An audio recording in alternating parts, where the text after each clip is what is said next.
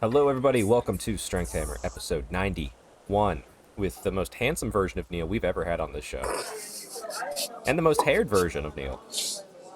Oh, that is hilarious. Hello, guys. This is Alex, Fithammer. Yep.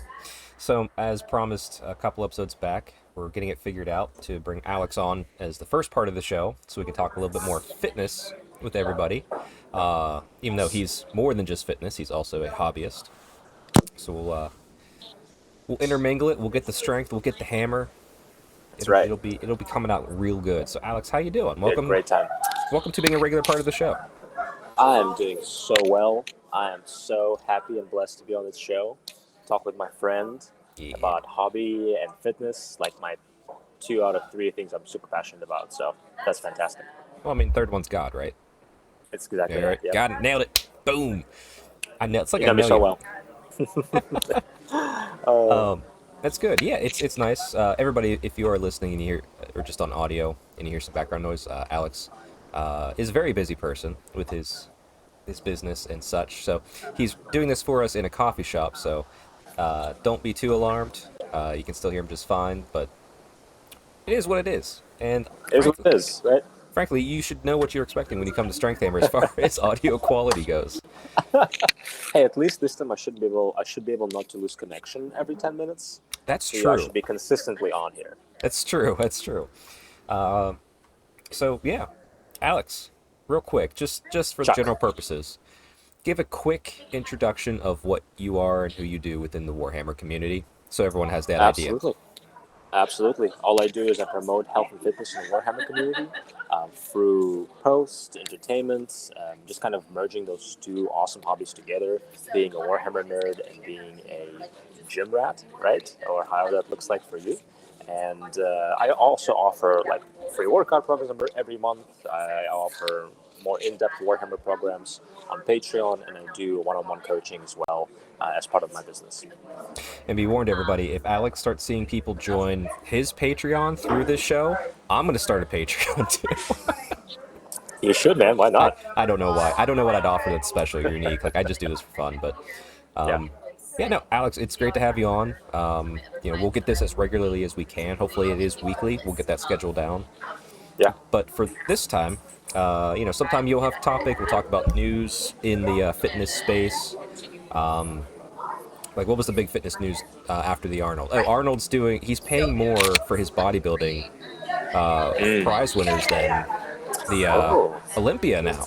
That was a big one. That's wild. I didn't actually not hear that, so that's cool. That's surprising. I think it's $500,000 for the winner now. It's pretty crazy. That's phenomenal. But that's the type of stuff we'll bring you. But we'll also talk general fitness stuff too. So this time, Alex, I thought we'd keep it simple as the first one. Excellent.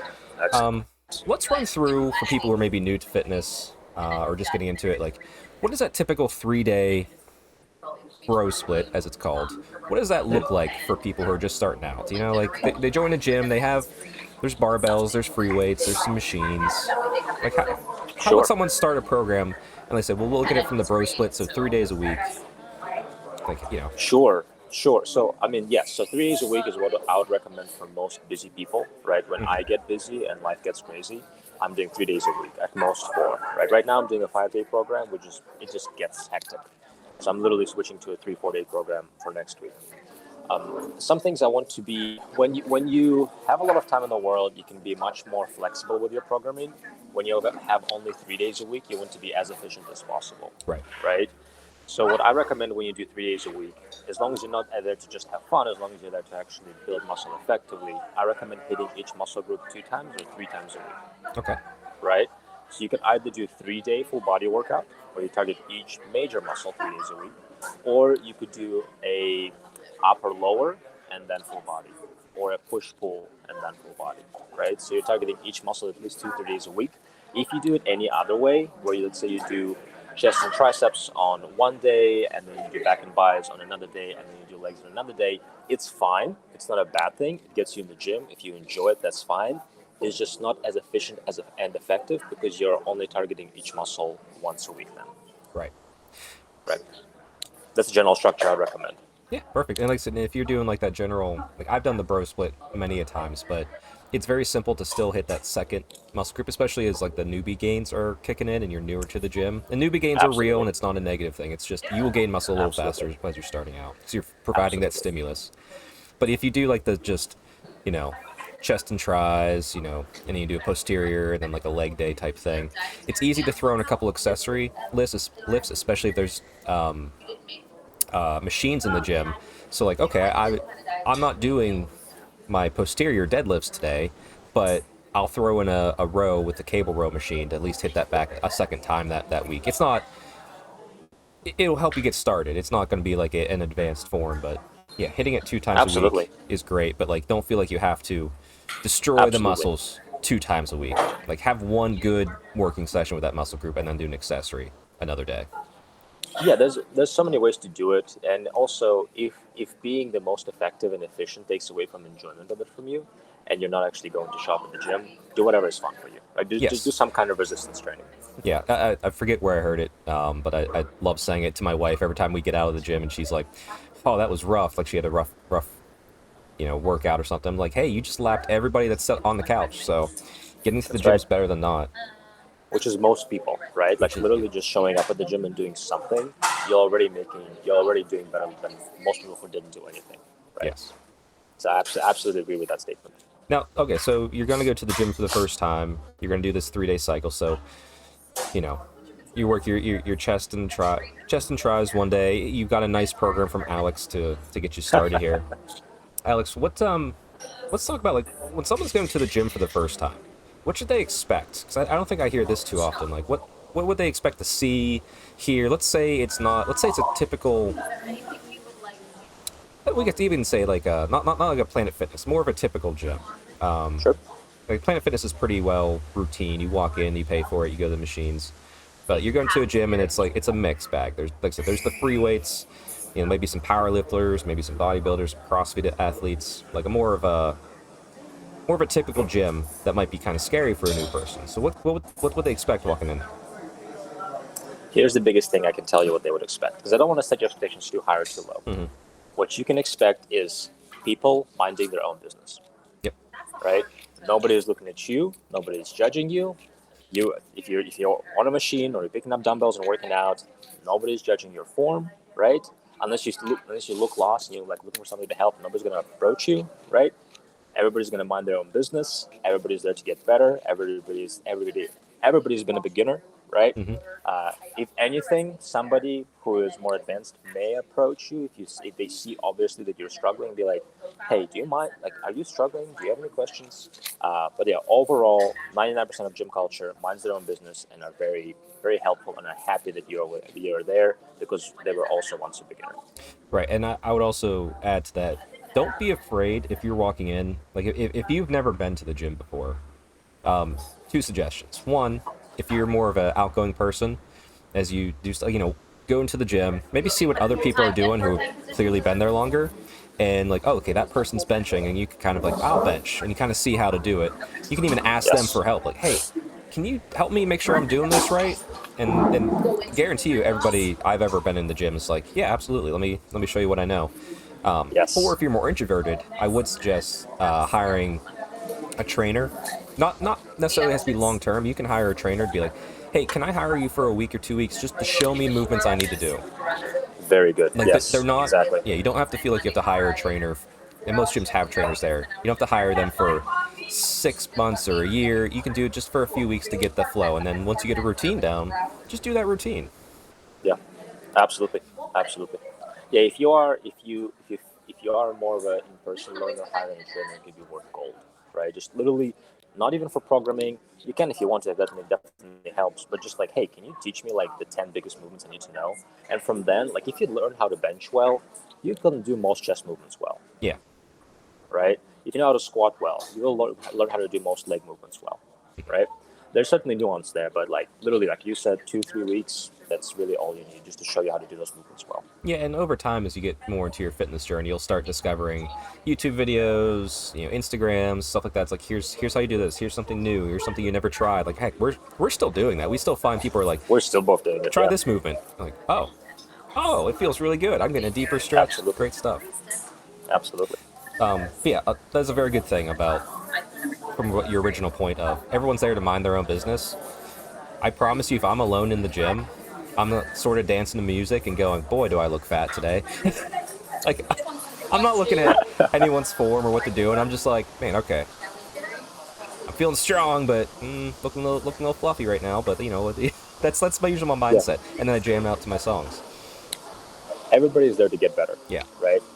No, nobody's there to put others down. And if somebody is that way, they're usually not very welcome. Right. Yeah. So everybody's there to get better. Yeah, and it doesn't matter because if you're there, you're all sharing the same mentality to improve. So it's good. That's right. Exactly it. It's nice. Now, Alex, actually, do you by chance have like a program that you put out for free that's to be a typical 3-day starter journey one? Mm-hmm. Yep, I actually do a 3-day full body program I send out for free. If I ever have, I don't advertise it, but if I ever have somebody reach out to me like, hey, I'm just starting, I have access to a gym, I'll send them a basic 3-day full body program. So, okay. If you ever want to reach out. Yeah, what I'll do is since we're talking about it specifically, I'll put a link to your Instagram there, and you can just or email, whatever you prefer. I'll get it for you after the show, and we'll put it in the link, so you can just message Alex to get that basic 3-day thing that we're talking about as you see fit. And like I said, Alex is really good at full body. He likes full body programs. I'm a meathead, so it's just efficient. I know it's fun though, but it's good. Like every time I do full body with you, I'm like, oh man, I feel like I did nothing but everything. You know what I mean? Yes. Yeah. No, it's helpful, but there's other ways to do 3-day without doing full body every single day as well. Yeah, I typically fall into, like I said, the bench, deadlift, squat, and then I use my auxiliary work to just hit the other muscle groups as I see fit. Yeah. And that's another thing that actually we did not touch is as much as you can, as long as you feel comfortable and safe, do compound lifts. Right. Really prioritize compound lifts. Right, and that's something where I definitely suggest get help learning how to do those. Like you can go on any machine and just do it, and that's fine. You don't feel like you need a trainer for that. 3 sets of 5 to 8, whatever you want, or 5 sets of 5, however you want to do it. But yeah, if you're doing compound lifts, like they're not unsafe, but they're unsafe if you do them incorrectly.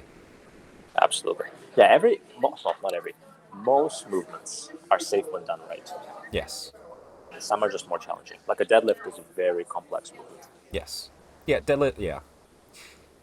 I am definitely I love deadlifts, and I like deadlifts, and I want to be strong in deadlifts, so I deadlift. But if you don't care about deadlifting heavy, you probably shouldn't deadlift because it's a risk of injury.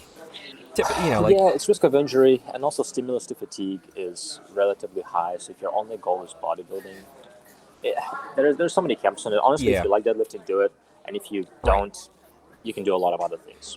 Yes, 100%. That's just a fair warning. It's like going out and like I've hurt myself deadlifting, but like I'm accepting that and I work around it and I learn how to go through it. But it's not going to stop me. But if someone new walked into the gym and deadlifted and had like that little back pop out of nowhere, they might not go to the gym ever again, and I don't want that. It's also, you have to leave your ego at the door, and it's so challenging, especially for men. I just from working with men, it's very challenging to like not want to go heavier when your form needs to be worked on still. Yeah, learning when to back off yourself. That's very hard. Right. It's like so movements like a deadlift where you can put a few 100 pounds in the bar, you cannot afford to do it incorrectly, right? A bicep curl, 20, 30 pounds when you're just starting, right? Doing it incorrectly, you might hurt yourself for a little bit, recover for a week, right? Not a big deal.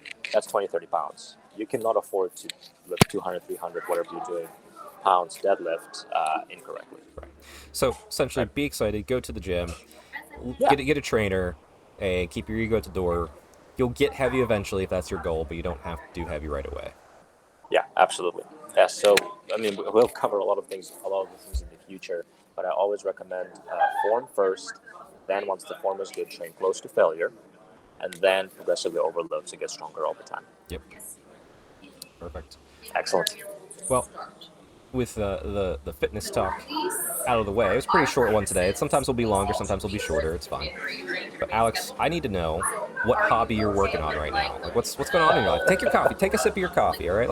It's coffee. Definitely. Yeah, we're. And by the way, everyone, magic of editing. This is recorded after me and Neil recorded the main show last night. So it's morning now. It's morning, yeah, somehow. Yeah, as far as hobbies, so like you mentioned, life is very busy, so prioritizing hobby can be challenging, right? You have to make priorities and what goes. However, we're still running the Age of Sigmar Realms of Duran campaign. Yep. Which is going to be interesting with the 4th edition coming out. We're going to have to talk with the group and navigate what do we do with that, but we have a game day tomorrow, and I'm very excited for that. And other things that are going in hobby, I'm still working on my Middle-earth warband, the Moria warband. Okay.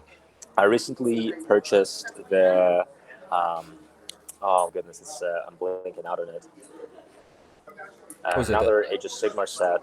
Was the new one with the Stormcast? Oh, the Black Talon?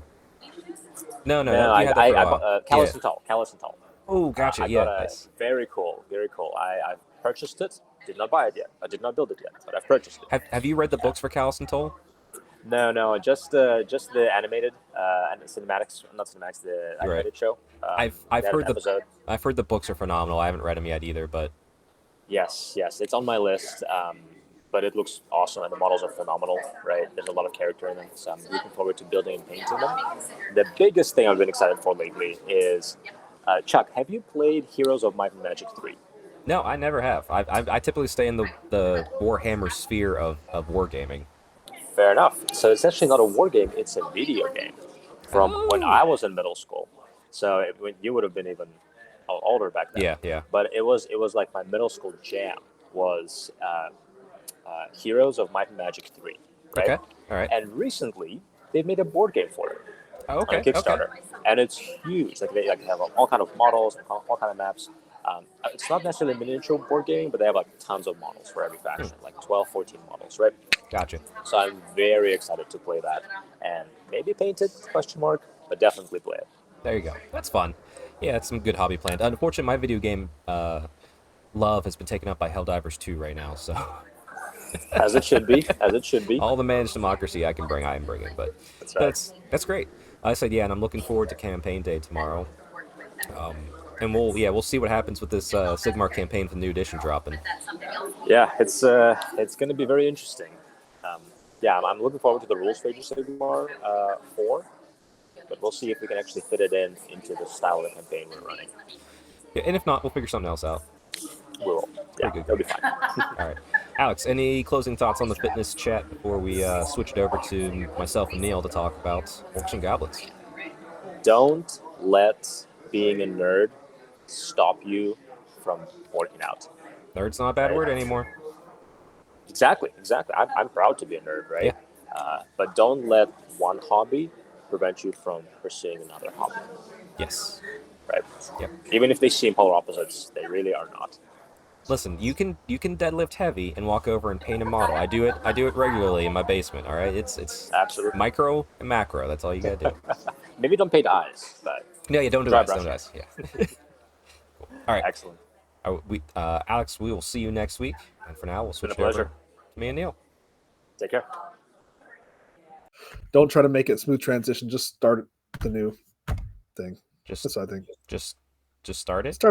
Just start it like we normally do, and just say, okay, it's kind of like the new segment, whatever. Yeah. Okay. Cool. Otherwise, just my face in here appearing.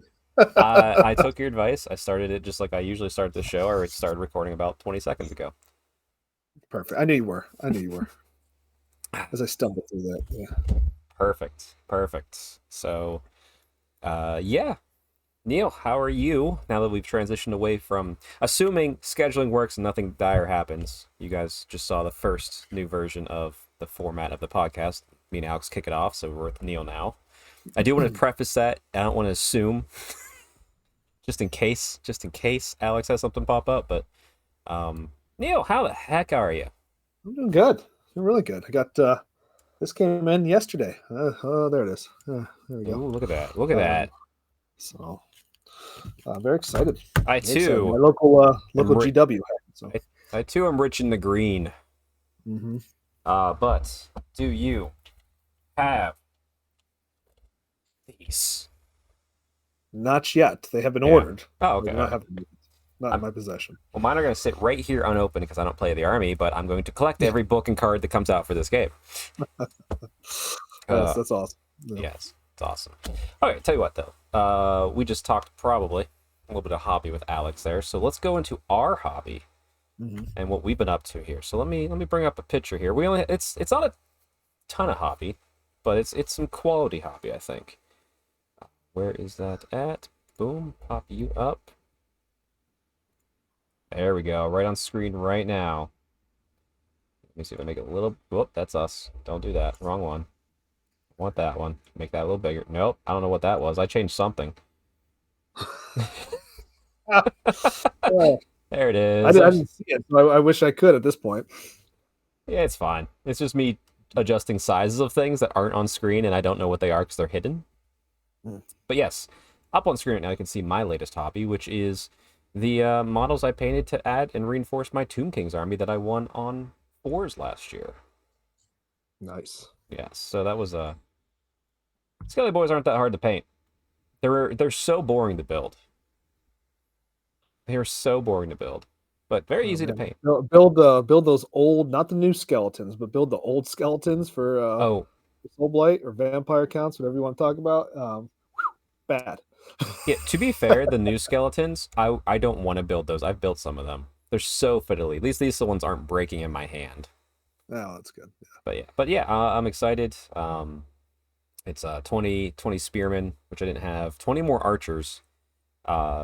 A couple carrion because I was able to kit bash with some bits that were extra from the Necrolith Bone Dragon with the Tomb King on it, and 5 little horsey archers. So those are just things I didn't have in my army. Yes, they're all based on the old base sizes except for the Bone Dragon, because I'm just going to use converted trays for that army because lazy. Yeah, yeah, Other than that, plenty of games continuing to go on. yeah. So we got some AOS in there the other night. Yeah, catching up on the campaign game, the AOS campaign that you put together. Although I have a feeling the new edition might hinder that. So this might be a 6-month campaign over here in PA. Yeah, that's fine. Well, ours was 3, so Sorry, we actually have this coming Saturday as of this recording, we have our campaign day. So we'll probably talk about it and see what everyone's feeling, because maybe everyone's like, nah, screw it, let's keep going. And all right, sure. yeah, But more importantly, Neil, you painted a model here. I did. Mm-hmm. He's on screen now. Tell us about him. Yeah. That's a 3D print of what is a stand-in for Grimgore Ironhide, and even though he does not exist in the old world, so he will be just a black orc war boss with a big old axe. So, yeah, so he'll be fitting in. I have a full unit that I also hobbied of black orcs, 20 of them, and full Nice. command, all with great weapons. I Okay. don't know if that's a good idea or not. Oh, so that was my next question. Is that the choice there, or I don't know that it is, but I can't resist Strength 6, that? AP2 Black Orcs. The question is will they survive to hit back? That will take. They sound a lot like my white lions. You have to charge. Well, the thing is they are toughness 4, they are weapon skill 5, they have the red raggedy flag, which makes them weapon skill 6. So Actually, that makes them better than my white lions, except for I have more AP. So yeah, so You might, yeah. and That's they have a 4-up armor save. see, There's going to be a hero in there as well, who might get a little initiative off. Who knows? But yeah, I mean, it's I expect to take some damage, but there's a champion in there. There's a hero that's going to be in that front rank. So if you don't target him, you don't try to take him out, then they're going to be swinging back a little bit, and yeah. they'll have, let's see, one. Currently, right now, they're at a 1, 2, 3, 4, 4 static. No, 5 static combat res on the unit. Okay. Not terrible. Yeah, it's not bad. So, yeah, That's scarier than I thought. That's very much scarier than I thought. So, okay. it's the points to The points are there. You know, Yeah, they yeah. definitely earned that title based on their points. Well, So little foreshadowing to the main topic, because everybody probably knows it because of the thumbnail and title and everything. I think we're going to be in good hands with this review tonight, with what you just laid it out there, Neil. But we'll get there when we get there. But you're continuing yeah. on the Black Orc train, is what your hobby is coming up here. Well, I did, yeah. So we did some of that. I got together three river trolls as Oh, well. yep, I did. I very nice. magnetized all of. I did. I got five more hog riders. So we magnetized those. I made. I make my movement trays out of. I guess you Oh, could you call them balsa wood? heat magnets. Oh, that's No, right. I You don't. I don't even. I you do don't even make magnets them now. like That's right. trays. It's just sheet magnets, and then I do a hefty magnet on the bottom of them. They stick right there. I can move the whole unit. I don't need sides. I don't need to make sure it's the right size. I don't need anything. I just cut it to size. I put some magnets on it, and it works perfectly. And if they're going up A like a hill? hill or something that's like beveled, the whole thing just turns. It's great. It just rolls up on itself. Yep. So yeah, so there's less risk of them falling over or any of that garbage. So Yeah, I um, still need to do that. I haven't because of laziness, so I'm still on the old tray version right now. But I need to for my high elves because like that army's kind of like set. Like this is the unit size I will have. So like yeah, it wouldn't take long. I'm just the lazy. sheet magnets are great because you can get like I think what like for like the full 8x11 sheet or whatever, you can get like six of them, right? So you can make movement trays of like many different sizes. Right, right, I think right. sometimes what happens with me is like I stick with a unit size because that's a tray I got, I'm you sure. know, Yeah. and like, but this way, I cut up a new one, boom, I'll do whatever I want, and so I can have these kind of hanging out in my carrying case, and I can flip that out, and away you go right before the game, switch it up. Yeah. So No, that's clutch. And I said I'm just too lazy to buy this stuff, but I will one day. yeah, it's I don't know why I never thought of doing it in the past, but now that I have been doing it, I don't think I could go back. I do love the look of traditional movement Oh, trays, sure. Yeah. especially when people do real nice things with them and everything. But as long as you base the guys pretty well and everything, it comes across pretty good, I think. So There we anyway, go. so that's really been my hobby is printing and painting that one guy and getting movement trays and magnetization going on. So That's pretty good. Like me, my other hobby I got going on. I'm currently working on a pretty subs- substantial. I don't know. I've done some big with help, some big freaking GW projects for the U.S. Open, and uh, I'm on one right now. It's nothing. It's a bunch of Vanguard boxes. Like it's nothing special. It's nothing new, but it's I will have 16 of them in total to build and prime for wow, events we're doing and stuff we're doing out there. I'm probably gonna get a little bit of help from friends and be like, "Hey, help me build this, please," yep, yep, because it's also kind of a last minute adjustment. But still, it's not exciting. It's not even a GW project big enough and worth it for me to even record it as any sort of content like some of the other ones which are big and exciting. yeah, So you might see a finished picture of just on my Instagram or Twitter of like, look at everything I freaking built and primed yeah. and sent it on its way. But um, oh, actually, little PSA. I'm gonna put these up here because Terry's not responding to my messages. I don't care if he's on vacation. So the longer they sit here, the more I might likely just keep them. I accidentally bought some Biggins and Biggins Command, Uh-huh. so might get bored and paint those up. I don't know. I'm kind of like for my own personal hobby. Well, Oh, you have the cards, you I have the do. They're right here. books. I do. I actually even have a couple really cool goblins. Like Alex made me a long time ago. He put it on a Sigmar base because it was for my Sigmar stuff.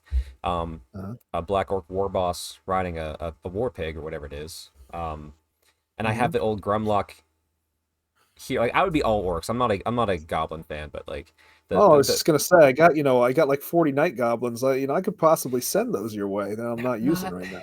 I would have a small unit with some fanatics, but like I that's not me. I don't like the goblins that much. Squigs, I do like squigs. I could say that, but they say Uh, I have a pretty it'd be very thematic. We'll see if I keep these biggins. yeah. Um, I am torn between my next actual project. I have the Black Talon box from the animated show. I love the animated show. I like it. It's worth it for everybody here to get Warhammer Plus for a month or two to watch them. I will say that's the most worthwhile thing on that entire thing.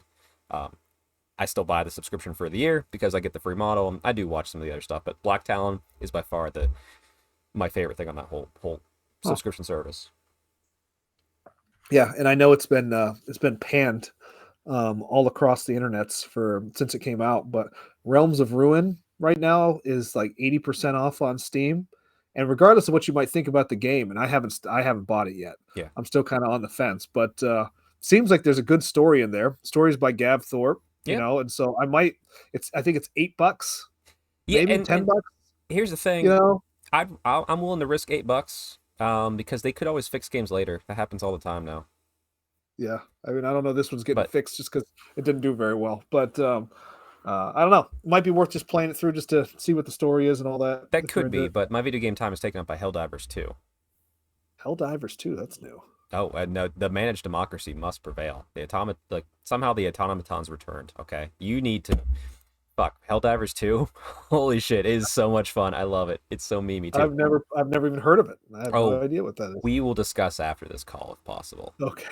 We'll jump on. I'll stream you something on you'll love it. But anyway, I don't know why you decided to take hobby painting into random sale of AOS video games and Helldivers. Right. They should be. Yeah. By the way, I'm not. That was a weird we're in no segue. way getting reimbursed for that. Yeah, There's a PSA on a story out there. Yeah, I was like, okay. But other than that, so I might do the Black Talons, but I'm also kind of do I want them as display pieces, or do I just keep the box as like a collector's piece and keep it sealed type thing? Because like, I don't know what 4th edition's gonna do to like allies and all this other stuff. It's one of those like, who knows? But this lady is potentially up next too. It's a 3D print of Cammy from Street Fighter 6. And it's been a couple years since I've painted a large scale model like this and actually tried, and she would be something I would try on. So if I start her, this would be one of those things where it's like for the next couple weeks, here's my hobby.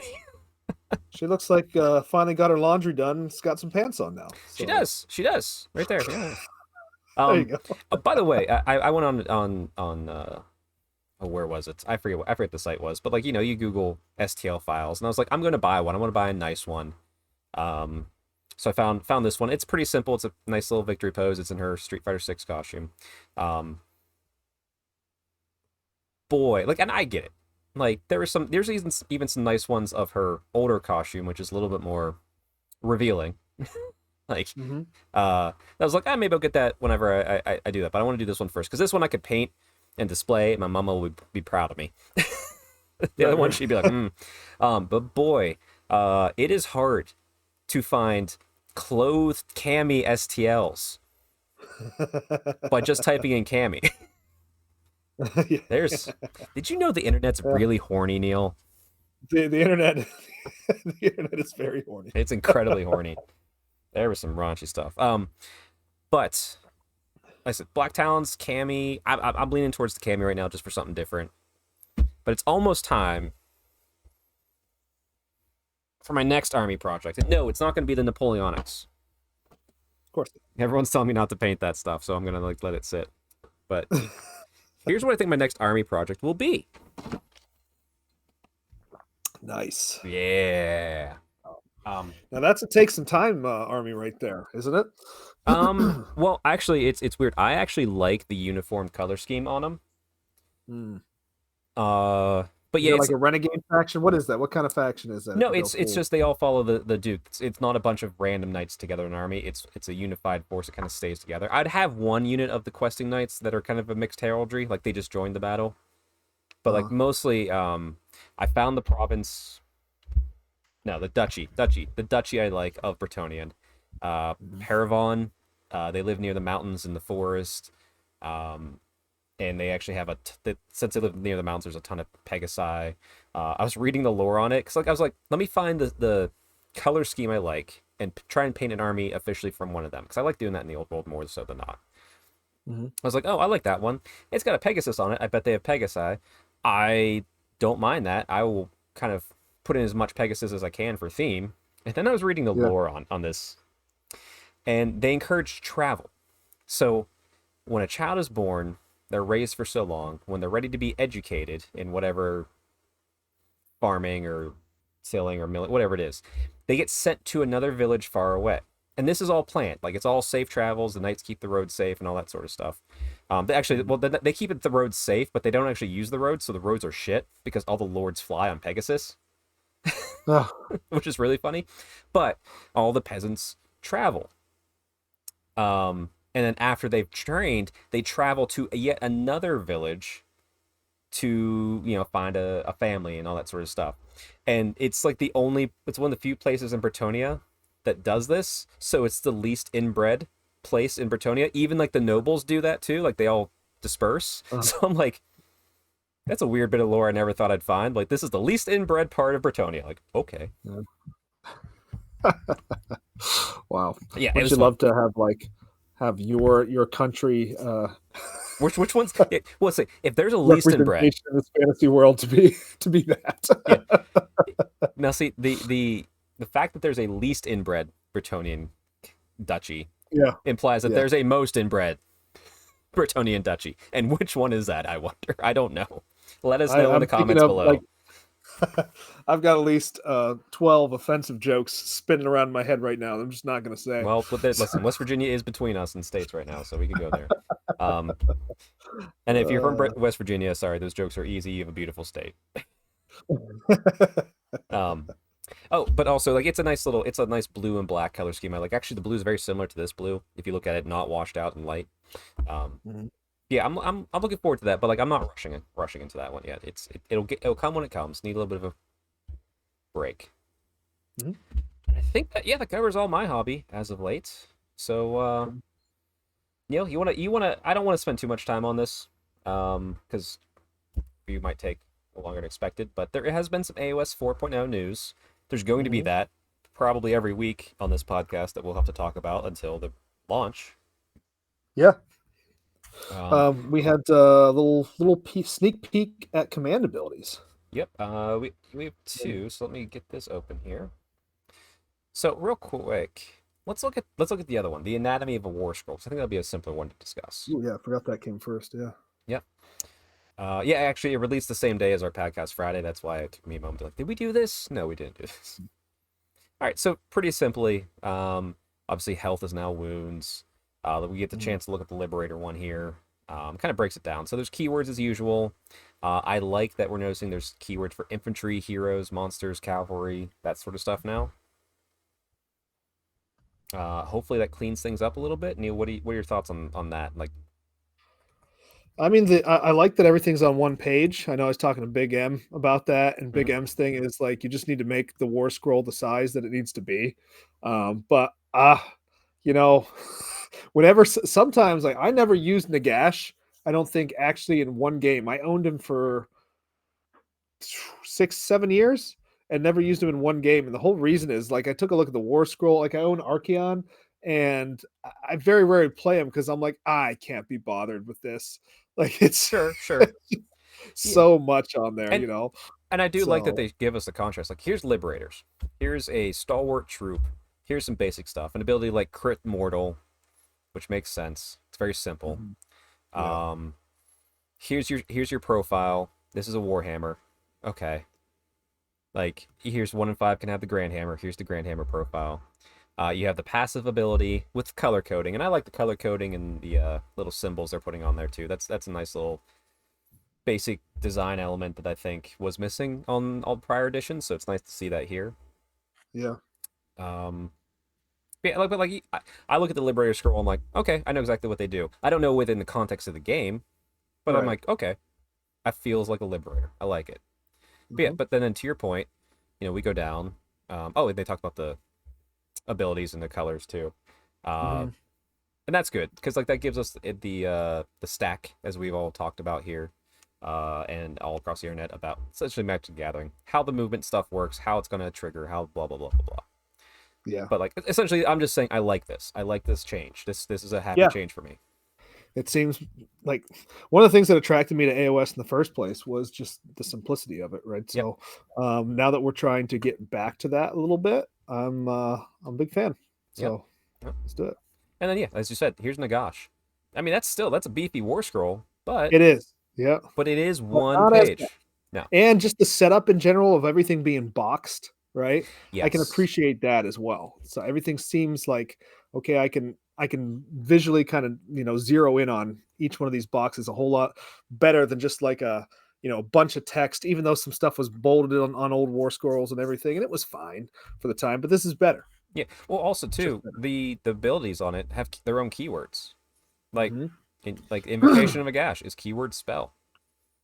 So Mhm. you won't have stupid FAQs where people go, is this spell of wizardry a spell or an ability?" And you're like, shut up, it's a spell. It's a keyword. Move on. Yeah. Um, Yep. there is kind of interesting thing like Wizard 9. What that means, we don't know. Whether that's something to do with how much you can cast or how powerful you are at casting remains to be seen. But I do like that they're being more clear on things like when you roll the dice. It looks like spell casting is still 2d6, which is cool. Yep. Yep. So Certainly seems it. yeah, but I like this. I mean, we could go in very much in depth on that, but um, actually, yeah, honestly, what I'll point you to, and I'll actually leave it in the comments below. But the latest Warhammer Weekly just went over this article as well, and they did a very nice breakdown of it in a level that we will not get to here. Um, so yeah, definitely check that out. Mhm. All right, and then now we'll talk about the commands. I'll be honest, I glanced through this article when it first came out, Neil, and Yeah. I was like, things I like, things I Okay. don't like.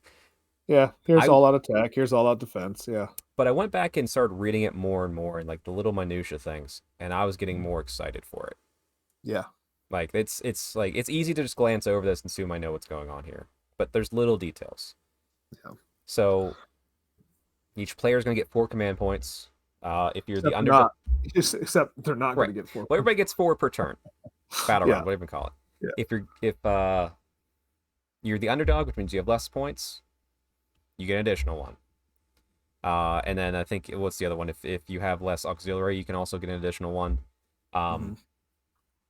So yeah, there's more than 4, but like between I would say you're gonna work between 4 and 6, and there is no way to generate more command points in this game. Yeah, Matt Rose they has come out and they said they that. made that abundantly clear throughout the entire, article. So there are no abilities that give you more command points, nothing. So Right. Maybe they could do something in a module for it, or maybe there's, hey, you can use this command once per game for free. That's probably gonna exist. That's a lever they can pull, but I hope not. if it is, it better be so sparing, and it better Yeah. be like I just say just do away with it, Like, if this is what we got, then this is what we got. Like, don't touch it anymore, it's well, you yeah, know? it's fine to say what I'm saying at the start. You're thinking at the end when it just becomes madhouse again, and we're all rallying on 4+ and we hate our lives. Well, we're already doing that if we go deep down in here. So True, true. All right. So anyway, so yeah, you must command the command point cost to use commands. Commands can cost whatever number of points they want. They did say things like Ozark Bone Reapers who don't really deal with that. They'll have something new. They're gonna do articles soon for all the armies. Mhm. I remember doing that for 3.0. And I'll be honest, like we all took a couple armies like as far as a playtest team. I don't know if they'll have the playtest team do it again. But I did Stormcast, I did Sylvaneth, I think, and I know I did Stormcast and Daughters of Cain, and Stormcast were first. And I wrote the article I wanted to say, essentially. Mhm. I wanted to like hint at as many of the cool new things in the new edition as possible. Now obviously they cleaned it up, they tightened it up, did little things, but it was very minimally edited. And the reason I'm saying that is look forward to those articles because if it's the same structure as last time, we're going to learn so much about the new rule set through those articles, piece Hmm. by piece, and they will be very exciting. Even to the point that Yeah. I might do videos every day as they come out. You know what I mean? Just to break Yeah. things down. All right. So, What, what's your favorite new command ability here? ooh, okay. Well, hold on. Using abilities, declare, reaction, resolve effects. So, like, once again, there's an order, there's a stack. It's going to be clear and concise. So, as you said, we have the basic all-out attack, all-out defense, same as they were. +1 to hit, +1 to save, 1 point each. At the Oh, double. Oh, sorry. What's up? one other thing to point out is you don't have to use these command abilities by your general or anything. It's just anything uses it. That's true. You just use it. Use it. Yes, that's a big. It's so much better. Yeah. So much. I forgot about that all the time. I'm like, okay, I have 3 command abilities. All right, I know that this unit can do it, and then, but I forgot like, oh well, that one that you generate goes on your general. You know, normally he'd be within range anyway, but like I wouldn't even check that because I'd forget half the time. You know, so this was just easier. Just use it. Just use it. Thank God. Yeah, that is a big thing because I hated dealing with bubbles on stuff so much. Yeah. Like I think we're both kind of lamenting that we've seen things where it says "Wholly Within" again. I'm like, I don't want to deal with that, especially now that we play Old World too. It's just you're within. You're within or you're not. Yes, Yeah. but now that everybody's got like the, I mean, hopefully they have some kind of coherency rules that make sense, and you know we can get away from having to worry about the Holy Within, which is what that was Sure. brought Yeah. to solve anyway. So people wouldn't have one line of troops going the entire length of the table and then some. Right. But, which is the same thing we had to argue with in freaking Old World. So it's just the thing. People want to try and do it, so you got to make sure you don't let it happen somehow. Yeah. Yeah. All right. But anyway, at the double, max your add 6 inches to your run. 4 to victory roll charge. Those are fine. We love those. They're the standbys. You know, they'll always be there. Mm-hmm. Rally. Rally's a little different. Pick a friendly unit not in combat. That's still the same. Make 6 rally rolls of d6. For each 4+, you receive 1 rally point, which you can spend in the following ways. For each rally point spent, heal 1 of that unit, which healing unit. And the fact that the heal 1 is a thing, that might be like a universal special rule. Maybe there's more ability to heal throughout the game. I don't know. Mm-hmm. Or you can spend a number of rally points equal to the health characteristic of that unit to return a slain model to that unit. So we essentially got rid of the whole, oh, well, I rallied, but I can't bring a model back because this guy's lost a wound and it's a 2-wound model, even though I'd rather have that extra guy. Yeah. So you can do it in any combination. So, I'll heal. I rolled 66. I got 12. I'm gonna, heal up this guy that's down 3 wounds and then bring more back with the rest. Cool. That's fine. Mm-hmm. I think it's a clean way to do it. I really, really hope. I mean, there's a lot that they can play with, even with in here on Rally. Like, you can get more rally rolls, or you can rally on a different number, or you can heal 2 if you're Sylvanath. Like, there's a lot of cool things they could do and levers they can pull, but this feels good. I don't hate it. I don't hate it. Yeah, it limits the effectiveness of it. You get 6 dice. So you're on average, you're getting 3 points, right? So maybe you got I don't know, 1 Stormcast, who's the guy with the big grand hammers or whatever. Guy's 3 wounds, whatever. You can bring back a 3-wound guy. Yeah. Perfect. All right. That's not egregious. That's fine. It's a little bit more reliable to get stuff back. Because with the 6 up, reason everybody was using the 4 up abilities is because on the 6 up, I could roll 20 dice and get like 2, and it sucks. Yeah. I don't think this is my favorite one though, but I like it. This is a great change. Not my favorite either, but it's whatever. It's useful-ish. It may even be something you don't use that often, honestly, if you've only got 4 points, right? Yeah, I'm curious. Or because I'm sorry. I said you get like 12 rally points. That was a random number. That's not exactly how much. You can never get more than 6, and that's a perfect roll. So, it's limiting. Yeah. All right, redeploy. Excuse me, redeploy. All right, pick a friendly unit that's not in combat to use. Each model on that unit can move up to D6. That move cannot pass through and within combat range of another unit. And you redeploy, it says down here below. You do it after your enemy is done moving every model, which is so good. How many times have all of us been in the game, we're thinking about a redeploy, and it's like you have to tell your opponent to wait when it's their turn? Yeah. Or like they move 2 things real quick. It's like, hold on, I wanted to change something. It's like, yeah, most people aren't going to care, but like, that's a mental tax you don't need. Yep.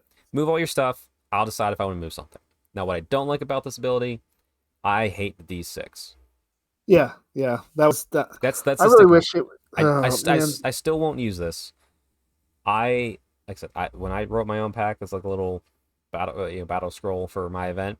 D3 plus 3 felt so much better than D6. Everybody said, Well, I even told Matt Rose, I showed him that, and I was just like, this is a better way to do this ability. the one thing that No, I noticed about it. I showed him that. I didn't expect anything to happen with it, but hey, I did the best I could. Yeah, I don't know. Like the D3 plus 3 is you wind up getting the higher numbers a lot. But I really wish it was just like it's a D6 and you re-roll the 1, right? If you roll a 1, you re-roll. Now, the reason here's my reason why I liked D3 plus 3, If you could easily it was much easier for you to get out of a charge range potentially, Right. which is Right. good. No, I think that's the problem, that's why right? you would redeploy. Secondly, all right, say someone was got up and they're just outside of 3 inches from you. Your redeploy is going to at least guarantee that their charge is average on 2 dice. That's the problem, though. It's at least, right? For me, the D3 plus 3 is just a little bit too much because on average, you're getting out of average charge range. Yeah. Well, I mean, we'll agree that you're wrong, and we'll just move on. That's fine. Well, here's the thing. I and say that was my version to fix it, and there's different ways you could do it. I just don't like the D6 because you roll that 1 or a 2, and it's just like, why did I? That's a waste of a CP. Yeah, especially yeah. when I mean, I like a D3 plus 2 if we could compromise. we could do that. We could do that. Yeah, it'd be fine. Yeah. But anyway, that's not what it is, so it doesn't matter. Yeah, who cares? Move on. We won't use it. I'll use it like once or twice and be like, damn it, why do I use it? Yeah. All right, so covering fire. Pick a friendly unit that is not in combat to use this ability. Resolve shooting attacks for that unit, but all the attacks must target the nearest visible enemy unit and must subtract 1 from hit rolls. I like this, even though I usually don't play shooty stuff in my armies. Now there's a danger. Depending on how they have said they've reduced the shooting like range of everything across the board. But hey, if there's a KO frigate and it's already hitting on like 2s or 3s, it kind of sucks to have this 1 CP allow them to shoot another extra ship in my phase. That's the worry, but that for all you bros out there who got all those Thunderers and now all their ranges are coming down, I should have went Bubble Boys. Too late. No, so I got all the Bubble Boys. I bought them all up. I don't mean to pick on KO, but like they're the shooty army, so hopefully they'll take advantage of this. I just hope that the war scrolls are written in a way that it doesn't make this command ability egregious. Yeah, that's. I mean, you're gonna have to watch what you get, and it's closest, right? So yeah, you're gonna have to screen stuff out. Yeah, you throw your chaff units out there, which they should be out there anyway, because you're gonna want screens for your combat. Right, but hey, yeah, so you'll see. But it's a fun thing to play around. It's I don't dislike it. Countercharge. Pick a friendly unit that's not in combat to use this ability. That unit can use the charge ability as if it were your charge phase. This costs 2 CP, and I'm going to wildly spend it left and right with my Daughters of Cain. This is that's really good. Yeah, yeah, I like it, and I'm glad that it's 2 points to do this. There's another one coming up that I can't believe is only 1, but we'll get there when we get there. That's fair, yeah. But like I said, I'm going to use this because it's fun. It's going to be cool. Even it pulls me outside of range of like my heroes to buff. Yeah, I think I can see many circumstances where a good countercharge can legitimately win you the game. Sure, because you'll control the board space. You can maybe take out a hero that they've somehow managed. I think it's going to be. I don't know if it says here like when exactly you do it. I assume it's after they're done charging, so that might change my mind a little bit on it, but we'll see. I still like it. It's fun. I like countercharge in Old World, even though it's a little different, but like it's a cool ability. All right, next up is Magical Intervention. So, essentially allows a player to cast a spell or do a prayer in their opponent's turn. This is very cool. Is this the one that you're worried about with 1 CP? No. Okay. Not at all. In fact, I can't see myself using this much, but I'll wait to see like what spells are like. But yeah, And I heard this on Warhammer Weekly. I'm gonna pull from them again. But this is gonna be the name. We don't call this magical intervention anymore. And Vince even said he didn't know where he got it from, but this is not magical intervention. This is now unleash spell. Unleash spell, nice. Yeah. Now there's a minus subtracting the casting roll or chanting roll. If spells and prayers are similar to what they are now, that could really hurt the prayer ability to do it, but wizards not so much, maybe.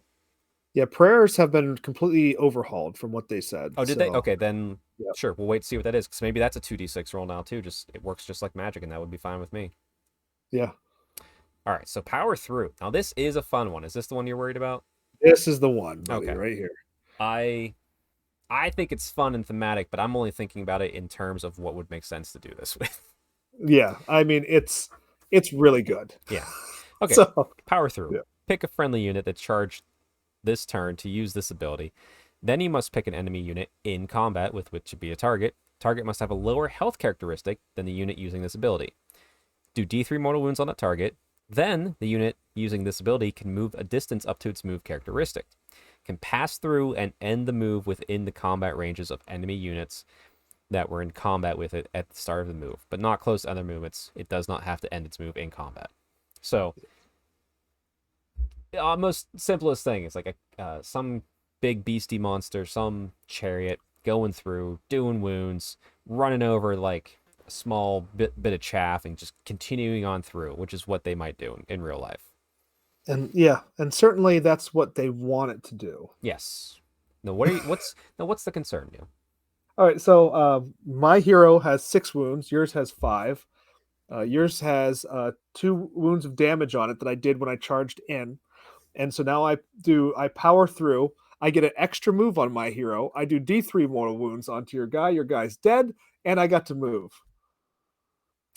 Sure, but let's look at the situation. So, I'm playing Daughters of Cain. I have a 5 wound hero. 6 wound hero that you might have. It's probably gonna be an ogre, some awesome chaos warrior type guy, Arcane, who charged a random hero like that. It would make sense for them to do that narratively, Sure, but sure. it would It's feel just bad to get your hero killed and get overrun to the next thing. So I can see not that even the D3 mortal wounds that I'm most concerned about. it's the distance right? for you. What's the most powerful characteristic in the game? Movement. Right. So now I get to do that twice for 1 CP. Well, not even that. I mean, assuming everything's very similar, you've moved, you've charged, and then you moved again. Right. I mean, we're talking about some things. Do you remember how far Skyfires move? Oh yeah. I know. Okay. So I say my biggest concern is actually Beast Claw Raiders. oh, it's short. Yeah, there you go. I mean, holy crap, right? Yeah.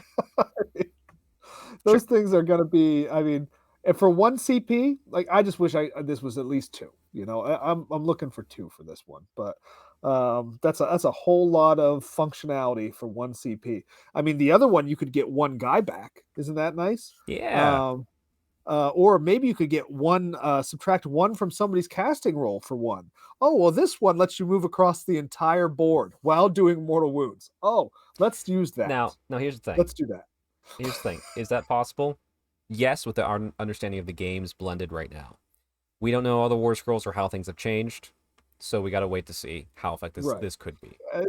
All of our opinions here are subject to change, and I'm just thinking about the current game and how this would work in the current game because it's all the information I have. Yeah. And it's a little concerning to me. I hope that it becomes not a concern by the time all the rules are out. Right. But I like it. I like the thought of it and everything. But Yep. on the table, it's a little bit scary. Right. But yeah, and then they show us the war scroll for the Stormstrike Chariot and talk about using that for the power through. So yeah, that's what we got right now for some Age of Sigmar 4.0 news.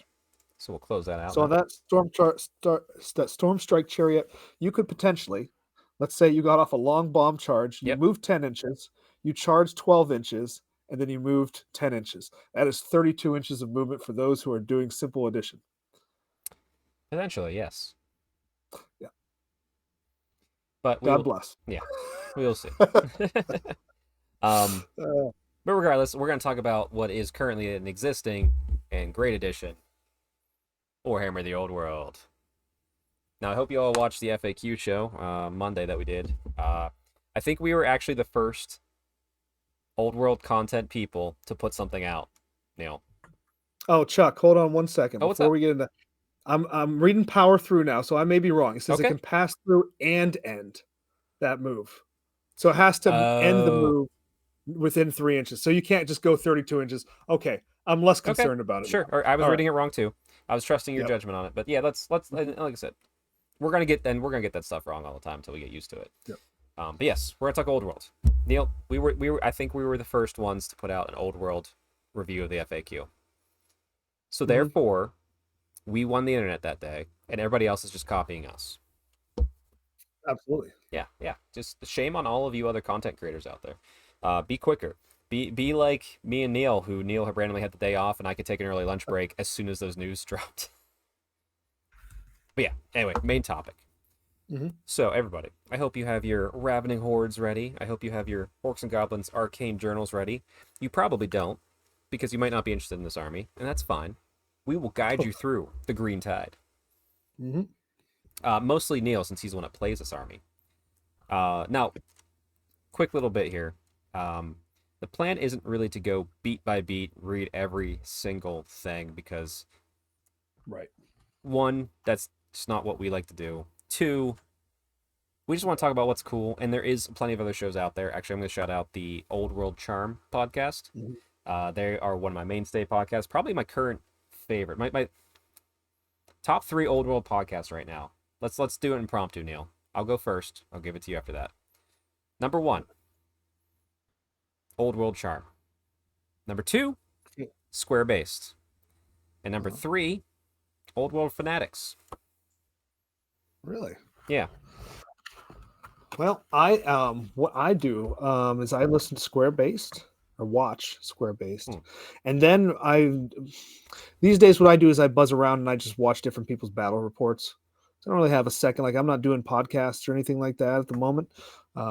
It's just more just watching people apply rules and stuff, so I can try to not get them wrong. Yeah. However, that doesn't always work when you're Sure. watching when you're Yeah, watching because battle they're getting report. stuff wrong too, and They it's are fine. getting things It's wrong too. yeah. But I figure the more of them I watch, hopefully the better this by osmosis. These rules will get into my brain, so that's what I do. Yes, well, good. Well, like I said, I will send you links to the other shows because they are excellent. I think you'll enjoy them too. All right, but anyway, Orcs and Goblins. So in the Ravening Hordes, and if you are following along at home, it starts on page 11. Why? Because Orcs is the best, and they is first. Is that right, Neil? Did I get it right? Yes, absolutely. All right. So Neil, talk us through like a high level when you're building your Orcs and Goblin lists.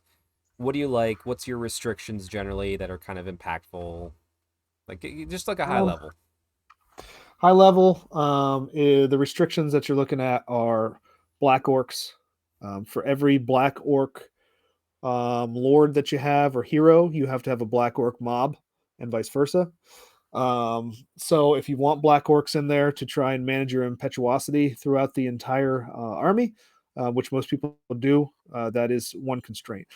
If I'm writing lists and I don't want, a fully competitive list, then I'll leave it out and we'll just let impetuosity roll with it, and we just go and see what happens.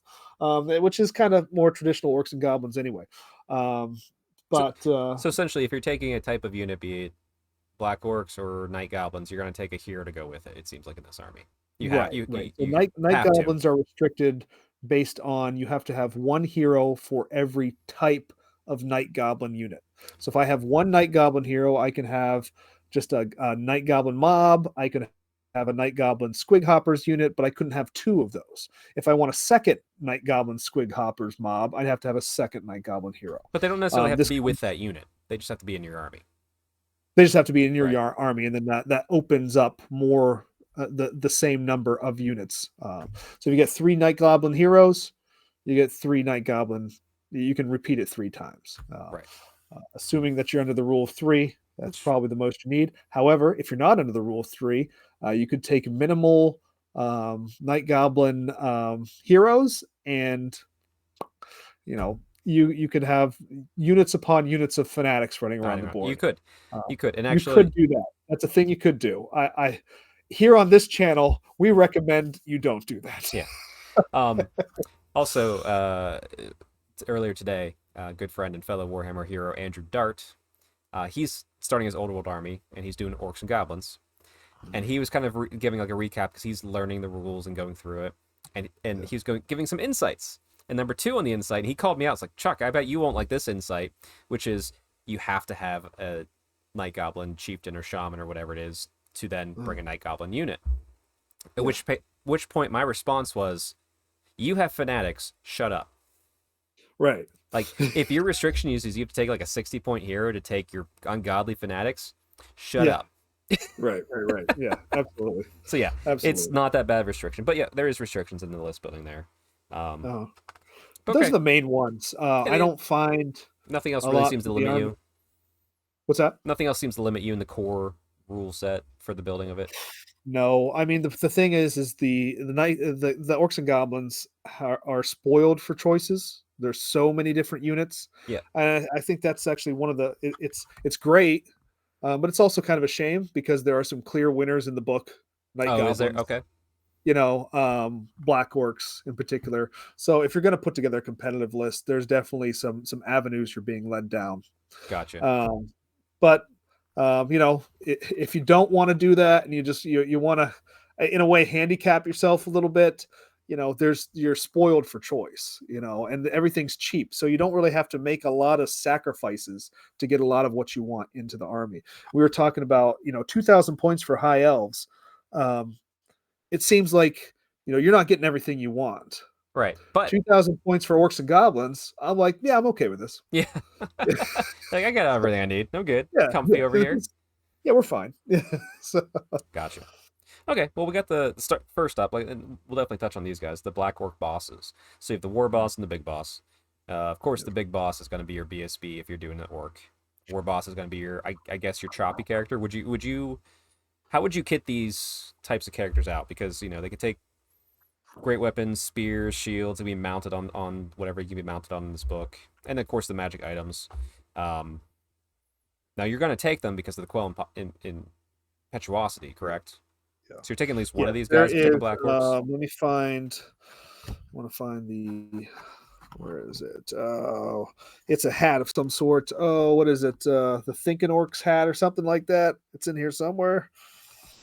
Effigy, more sparkling. I'm looking up for you too.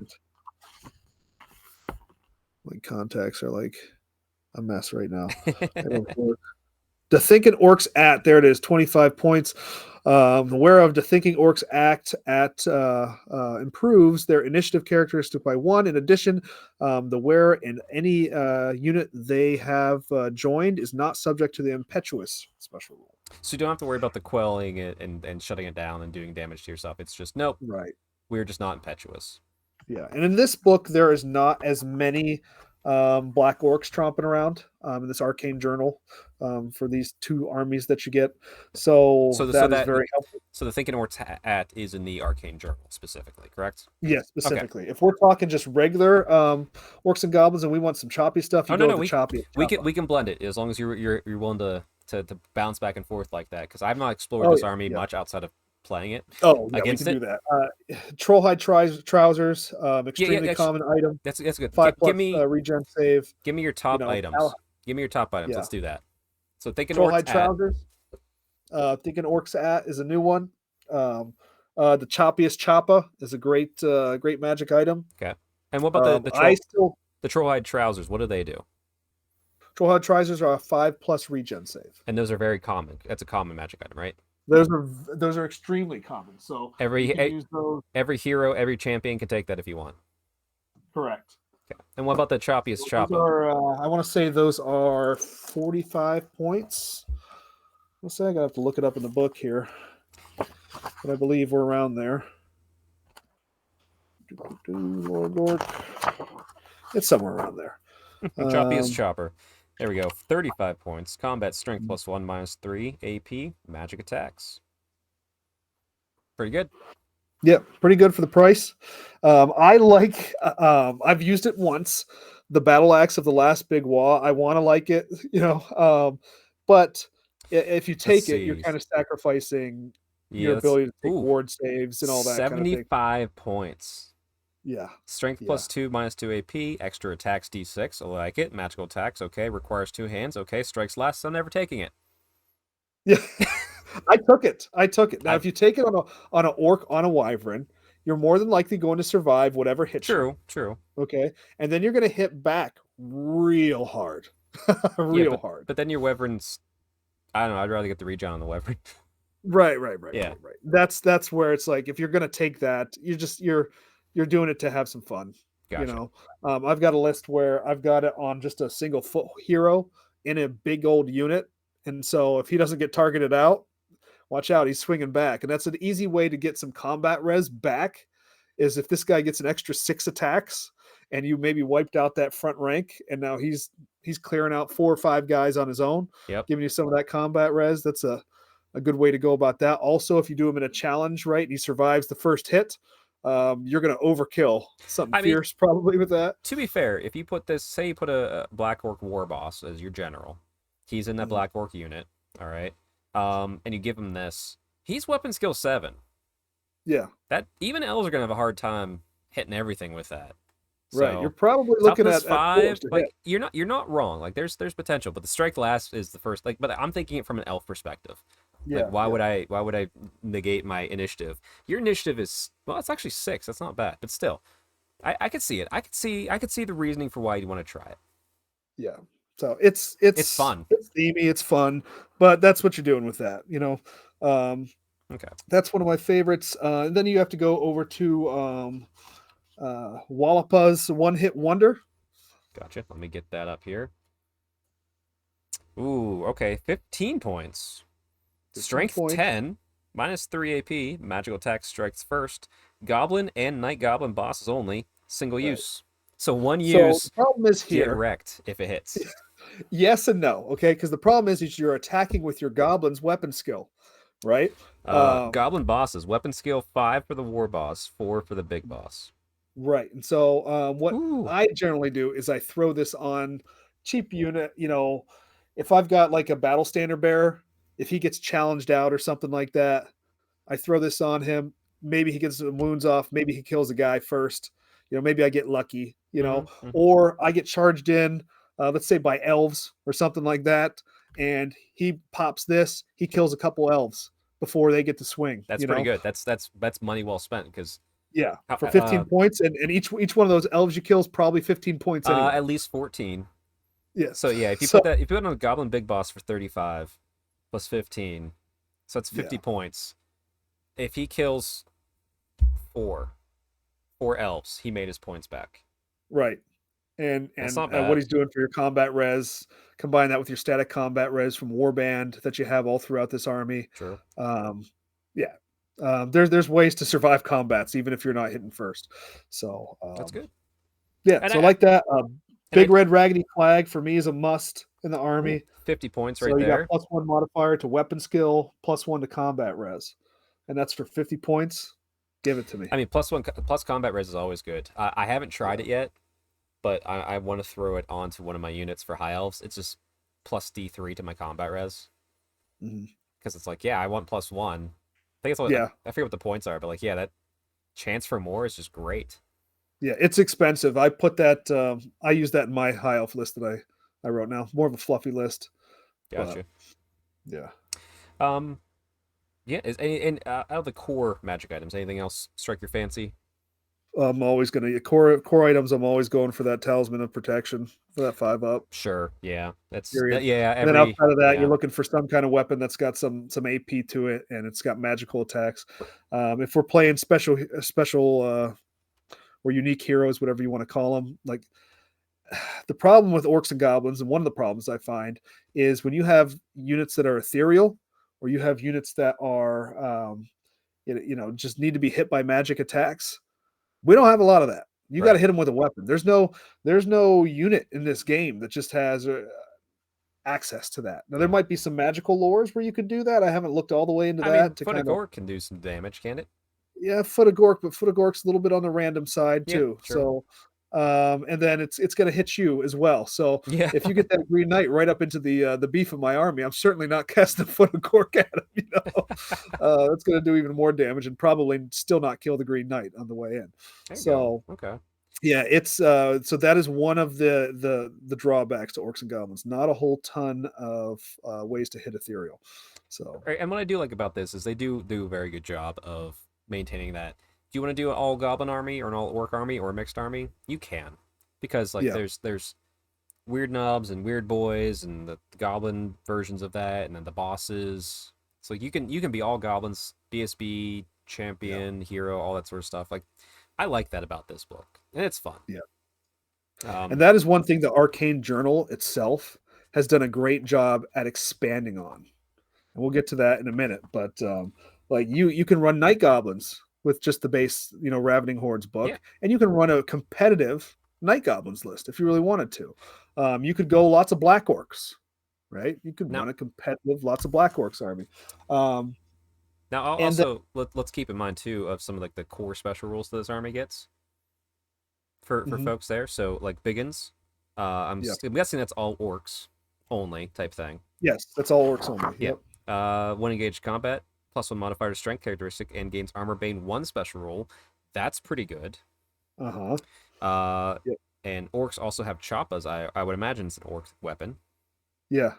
It's actually it's I was playing that game with Brad. I was playing against his Beastmen, and I had a unit of my hog riders go charging in, right? Yeah. Now they were biggins. So +1 to strength, armor bane 1. They have choppas, Yep. right? So, And choppas are on a natural 1. You 2 increase wounds. the armor piercing characteristic of its weapons by 1. What? Choppers are great. And you reroll wounds of 1. Yep. And then I also had a spell that was buffing them as well. Plus, they had spears that charged. And now all this different stuff is happening. I felt like I was doing calculus to try and figure out all the buffs I had on this unit. It was a lot. And of course, they're all scattered all over everywhere. So Yeah. that can be challenging, but in the best way. Right. Fair. So, Let's see. Other special rules we have real quick. These are because those two, the Biggins and the choppas, they're the fun ones. That's the orky ones. Well, there's one more orc one. We'll get to it. But we got the boys. Your army must include a black orc boss for every black orc mob, including vice versa. So it makes sense. Orcs follow the biggest leader, so why would the black orcs be there if there's no big black orc war boss? He's not going to listen to. They're not going to listen to goblins. They have fear elves, which that's the goblins only have fear of elves, I believe. Because orcs don't care, but goblins have always feared elves. You can ignore goblin panic. Unit does not make a panic test for friendly goblin unit destroyed or breaks if it flees. So orcs don't care if goblins dies, is what this means. they don't. Fear of elves, I find that it's nice that it's in here. It's very flavorful. But the problem is my unit strength, if I'm doing it right, is always going to be more than an elf unit. Which So is fear, which is how like yeah, Grom the Paunch wasn't like, hey, you 6 or 6 goblins. Let's go attack Othawon. He's like, hey, you 6,000. Because now we're not gonna be afraid. The first rank is gonna be afraid because they're gonna die. right? But the rest are there's so many they can't see ahead of the next 20 guys. They're fine. Right. They have no idea those guys died. Yeah. Right.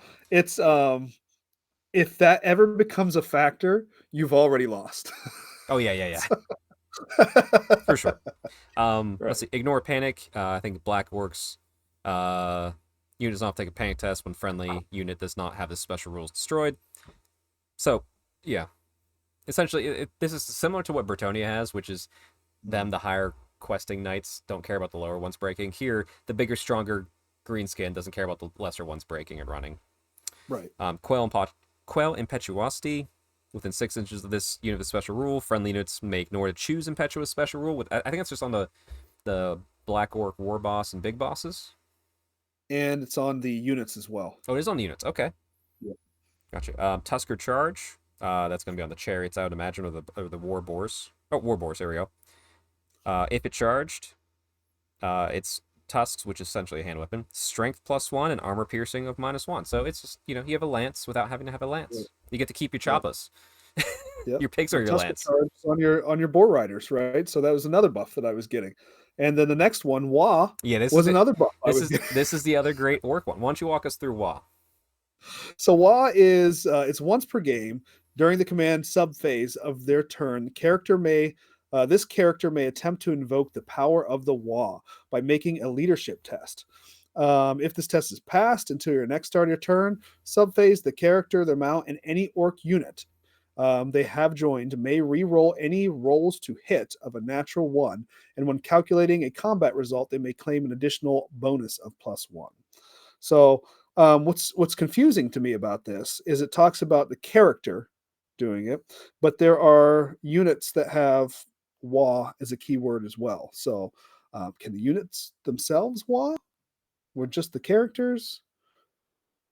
I was confused by that, but it's one that bears like reading through and really trying to piece that apart. Yeah, I would Because to like, me it looks like you have to have the character, but yeah, but yeah, they don't always put the words exactly right in the old world. We've noticed. So I maybe you can just Wa. I imagine yeah, they're gonna have lower leadership as a unit than the hero, so it's sure. maybe worth the risk. But I like that you can have multiple things wawing as needed. Yeah, It's and not it's the once per game or once per game Yeah, during but the like command. if you have two characters, it's like okay, well he can wah this turn because he's in useful range. Next turn, the other one can't because he'll be in useful range. Mhm. Um, Also we got war paint, so if you like your savage orcs, rest in Yeah, peace yeah, for yeah. Sigmar. 6-up ward save. It's just easy enough. Um, Actually, you know what? While we're here, real quick, let's get the lore of Gork and lore of Mork. Let's just breeze Sure. through that. You know those pretty well, Well, Swarch. let's just talk about the only thing worth talking about here. Itchy Yeah, nuisance. you're right. Let's go right to there. Itchy nuisance, a casting value of 9 plus, a range of 15 inches. It is a hex.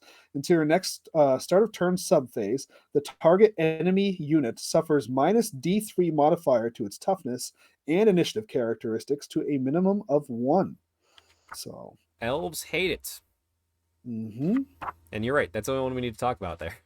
Take that Yeah, one. I believe it's Bad Moon Rising is another spell that can lower initiative and it lowers weapon skill, but it's just for the phase. Right, but that's in I believe. the core Or the rules. turn, or for that turn. So Yeah. that's just Well, I mean, Wah Magic. which is, I mean, only you can take Wall Magic, which is weird that it's in the core book. Yeah, Let me see if I can't get it up real quick on my cards next to me. Andre the Fist of Gork, declare, Hand of Gork, move, Bad Moon Rising. Hex, casting 10, 15, till the end of the next turn, blah, blah, blah. Minus D3 to weapon skill and initiative. So yeah, those two in combination, if you can get them, yeah. will wreck I have elves. multiple times. I have made somebody's weapon skill 1, initiative 1. It's nice, and then you lower their toughness as well. Whew. Getting sweaty just thinking about Yeah, yeah. How to beat elves as goblins. it. Okay, so anyway, that's the general rules, and we talked a little bit about some of the characters there. Pretty typical stuff. You have level 4s, you have level 3s, you have level 1s, you have level 2s, you have BSBs, you have that sort of stuff. Yeah. If I could mention one other thing that's worth mentioning here, Yes. because most armies, I think assailment spells get kind of poo-pooed. I think this is one of the armies where you can confidently take a orc shaman and take some assailment spells and run him in on a wyvern and just let him go nuts with assailment spells. You could do some damage, even Yeah. if you got some of the ones that come back and hit him. He's toughness 5. You know, uh, Yeah, it's going to weapons. be hard to take him out. So Yeah. you're going to do some damage with assailment spells 3 with this wounds. army. A niche 4, so he'll probably be niche 7 if he gets a nice charge in. Mhm. Yeah, because like his attacks are 2. It's not great for. I mean, it's a wizard, but yeah, if you get Mhm. assailment spell on it, that could be pretty Yeah. good. Yeah, but yeah, you got the basic orc and goblin shamans of various levels. Goblin bosses, orc bosses, night goblin bosses, night goblin shaman. So like I said, you can take whatever style you want for all this stuff. Now let's the mounts real quick, because a lot of these characters can be put on mounts if you feel like it. Got war Yeah. boars, boar chariots, wyverns. Wyvern is only orc war boss or black orc war boss though. Mhm. Which you think like, oh, that's a good limitation. But I think they can do shaman as well. doesn't say it here in the book. Mm, Goblin, uh, orc shaman. Let's see if maybe because it's they're about to release a model that has an orc shaman on a wyvern, so I certainly hope well. they can. They're gonna. That's true. Um, maybe mounted see page 19. And I did build a list with it in there, so I think Old World Builder believes they can do it too. Let's see, Orc Shamans, maybe mounted. See page 19. Oh, okay, yeah, sorry. There Uh, for the Black Orc war bosses and big bosses, so you can't put the Goblin bosses on it essentially. But like Right. weird knobs, Yeah. weird boys, yes, you can have a weird knob on a wyvern and a war boar. Goblins will ride wolves, spiders, wolf chariots, and goblin casters will be on wolves, wolf chariots, or Ragnarok spiders, with some limitations. And then the Night Goblin war boss can be on a giant cave swig. Yeah. So based upon your hero, changes the mounts a little bit, but yeah, nothing wrong with that. So Neil, out of the rest of the stuff here, because obviously we have Black Orc mobs, Goblin mobs, nasty Skulkers, Goblin mobs, Snotling mobs. There's so many mobs. Yeah, there's all the mobs. Out of all of those, is there any real difference, or do you just take them the flavor based upon the type of army you're doing? Well, again, are you doing competitive? Or are you not doing competitive? Most of the time, if you're not playing with the Arcane Journal armies, you're going to stick to those choices I already talked about. Right. Right. You're probably going to have a unit of Wolf Riders in to help out with your core. They're nice skirmishing units. I have really come to love Squig Hoppers. And they are, I mean, they come in, they've got impact hits. The Squigs themselves are strength 5, 2 attacks apiece, weapon skill 4, I want to say. So, Night Goblin Squig Hoppers. Is that what you're saying? You got a little muffled there. Yeah. So, weapon skill 4 on the Bounder Squig. The Goblins are 2. Yeah. Yeah, don't worry about the Goblins. That's not what is important there. Yeah, that's true. The Goblins are some extra attacks. You don't worry about that. Yep. Yeah, I never give these things cavalry spears or anything like that. Like, who cares? Who cares about the Goblins? Yeah. Okay. Okay, so yeah, you're gonna take flavor based upon what you're doing. You said you like Wolf Rider chariots. They can do good work. I actually had a unit of 6 or 7 wide. They made a long charge against a unit of White Lions, and it was like a small unit of 6 White Lions. I just took it as like a little chaff thing, and got blown away. Yeah.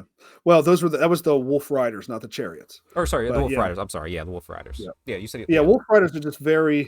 They're good. They are impetuous, so you have to watch out for that. But if you have a way to turn that off, or you're careful with it, they're a great unit because they got that reserve move. They got feigned flight.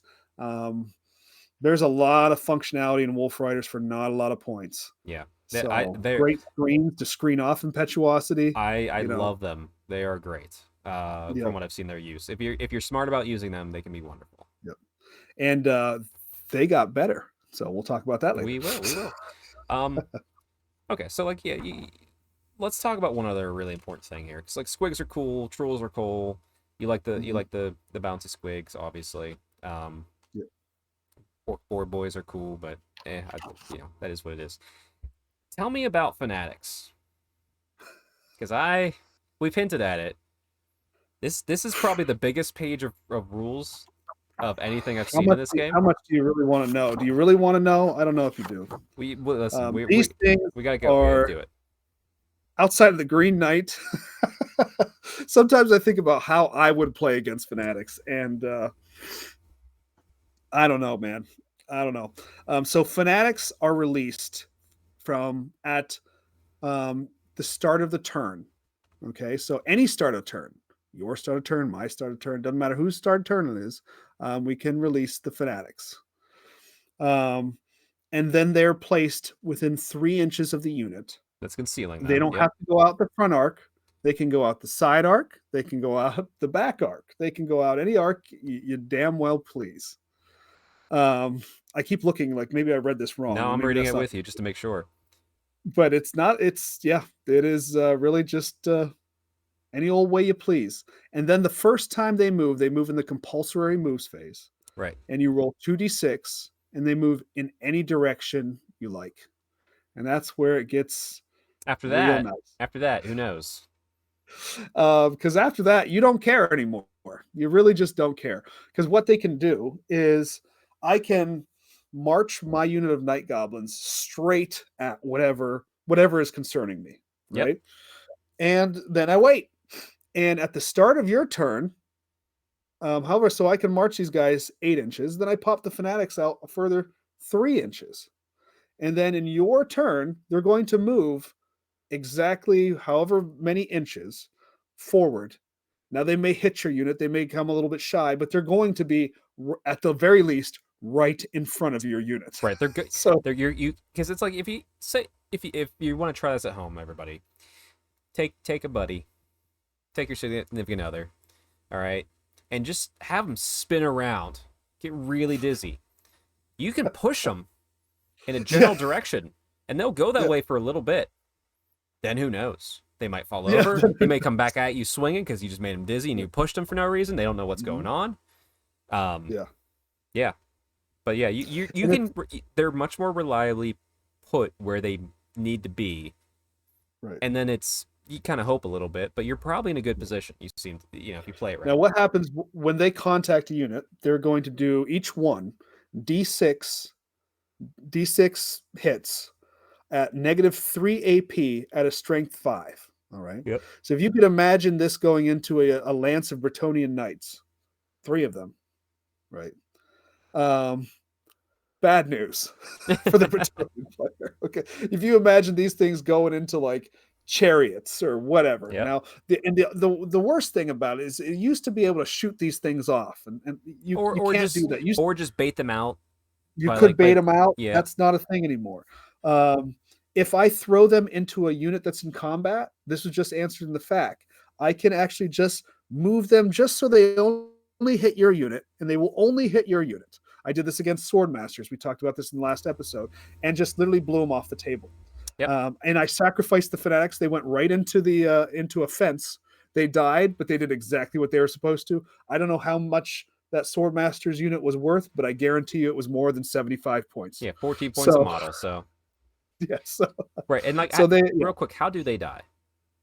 They die by me moving them. If I roll a double, they're just dead. That's them. They're swinging around, and the ball hits them in the face. Right. Yep. So then it's dead. If they go into any type of terrain, dead. Yep. And the other way is any type of template. If they hit any type of template, they're out. They cannot be targeted by anything. So if you target them with a breath weapon attack, which is a template, you still cannot target the fanatic with a breath weapon. It has to be a random thing that happens that moves into them. Right. You can't target them in any way. That may need to be fact. I don't know. Yeah, because I could see it as in if you're using a breath weapon to target something beyond it, and it can hit them. It's still a template.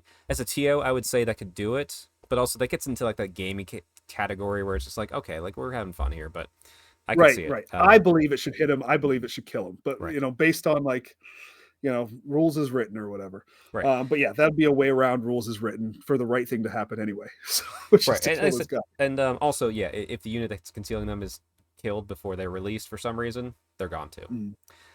Now, here's the thing I keep looking at. This has me excited to next time I play you or any Orcs and Goblins is to pull out the. I'm so you slowly learn things like as I learn more about these other armies, I go, oh, this spell that I thought was not great is wonderful. So the spell that I always was like, oh, I got this spell again with my high magic, was Tempest. Tempest is it remains in play, so it can't be dispelled. So I need to keep my wizard back from this. But I just put this little vortex. It's a small template. If I put it right in front of your goblin unit, you know what it does? It's actually it's gonna be hard because it has to be within 12 inches of the caster. I'm iffy on it, but if it works, whilst in play. There's that word again. Oh my god, it's everywhere. I just realized it. Whilst in play.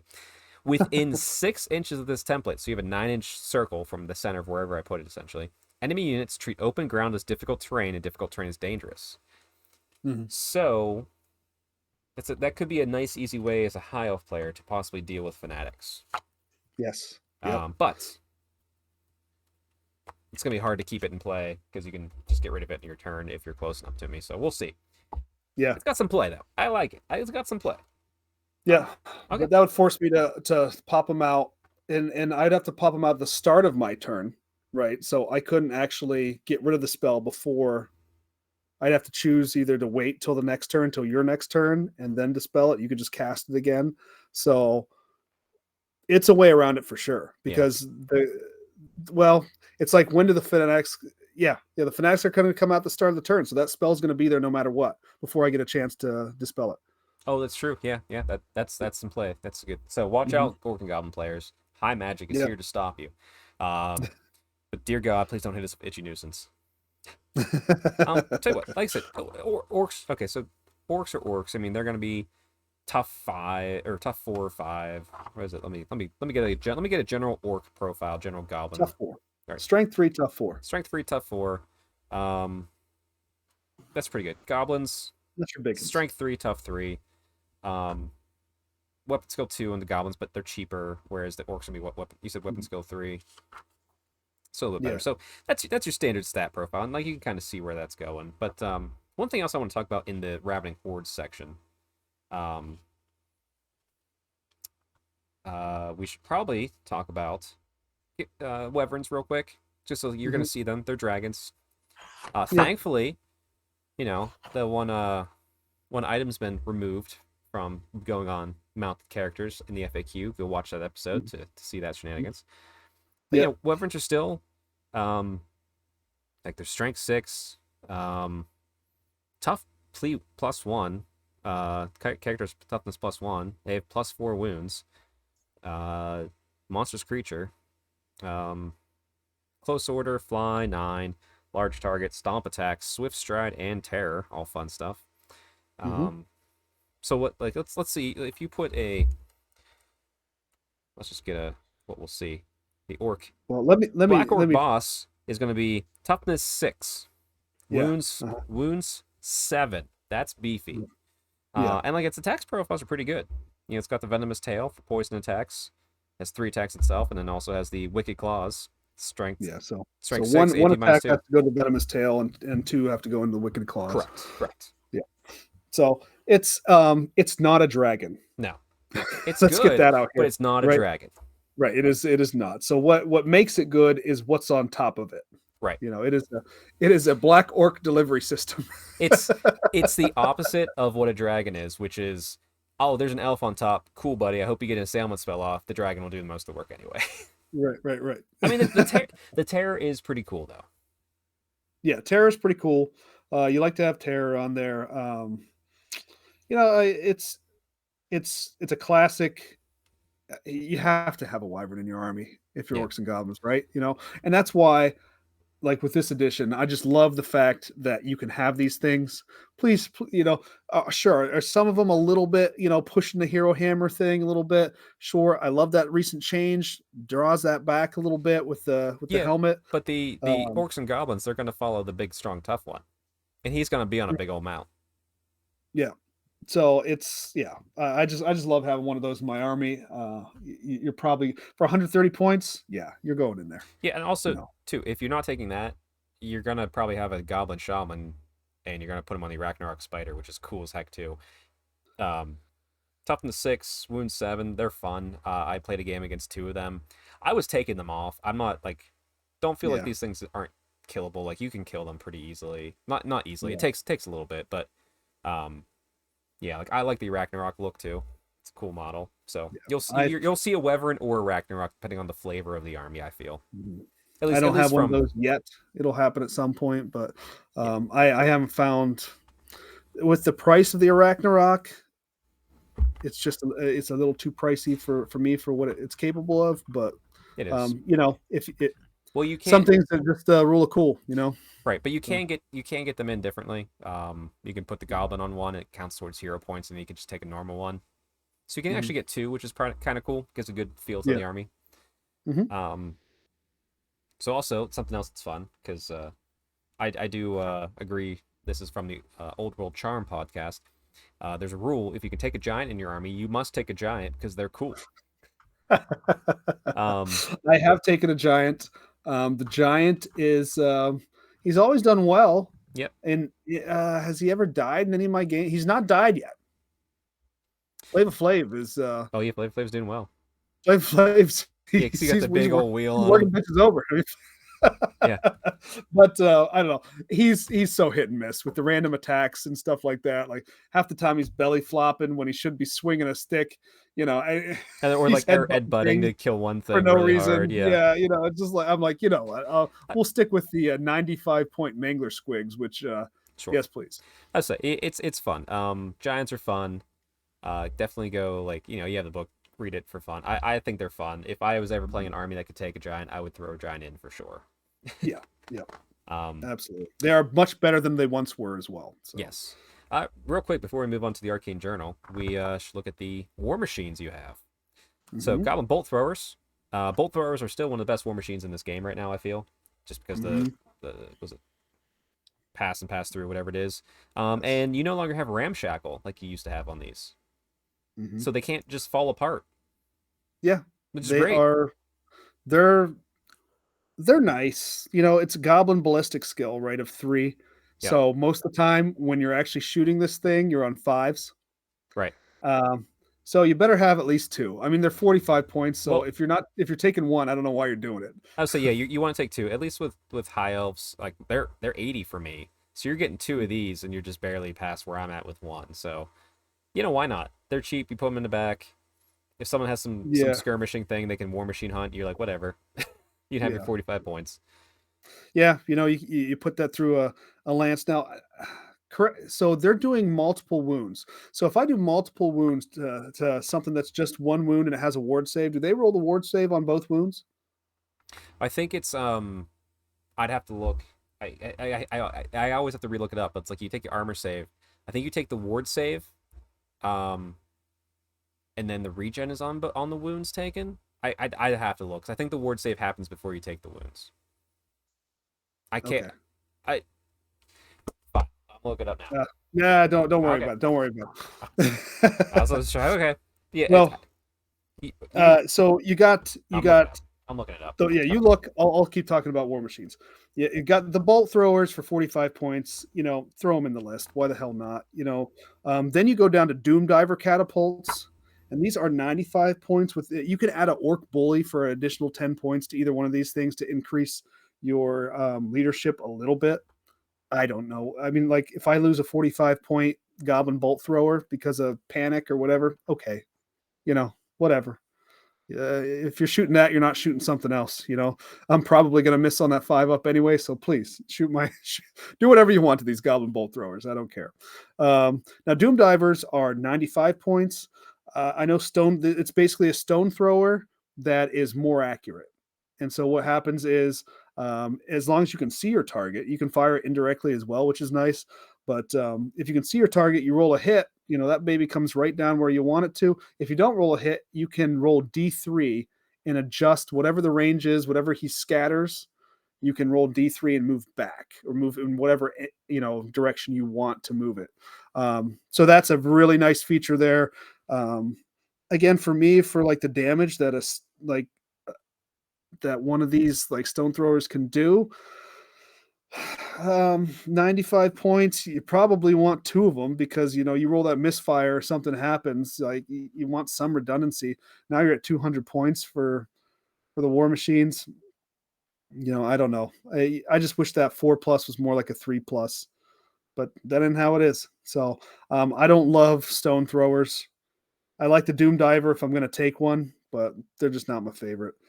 And that pretty much sums up. I wouldn't even look at Rock Lobbers they're 75 points, but why wouldn't you in an Orcs and Goblins army where everything's so cheap anyway? Why are you gonna get the worst war machine? I don't know. I wouldn't do it.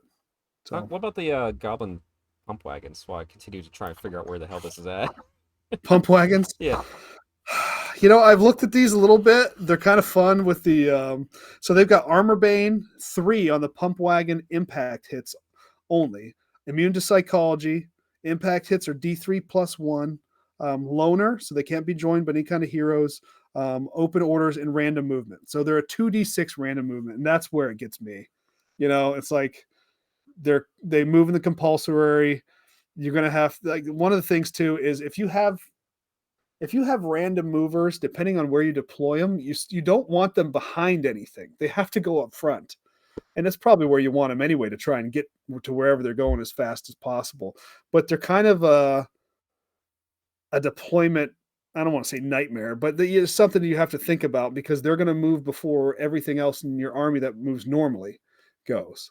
And depending on what you roll, they may not go anywhere. They might edge forward. Now you got stuff behind them that's stuck.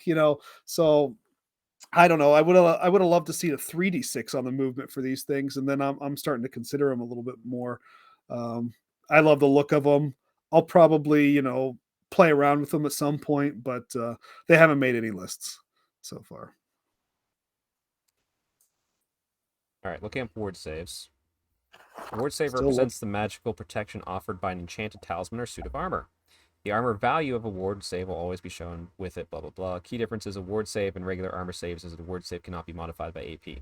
So therefore, a ward save would happen before the wounds are taken, but regen you take on all the wounds that you have.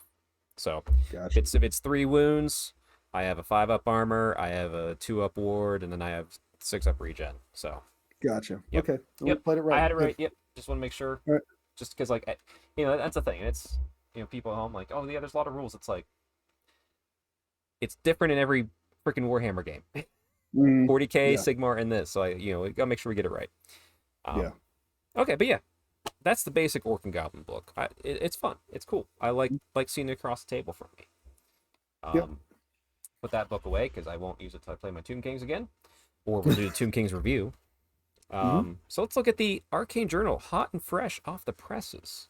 Absolutely. These little books. And by the way, I haven't said it at the start.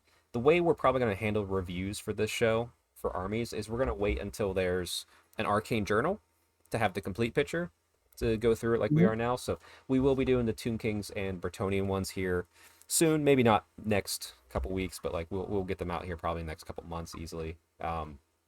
Certainly before the Dwarf one releases, hopefully.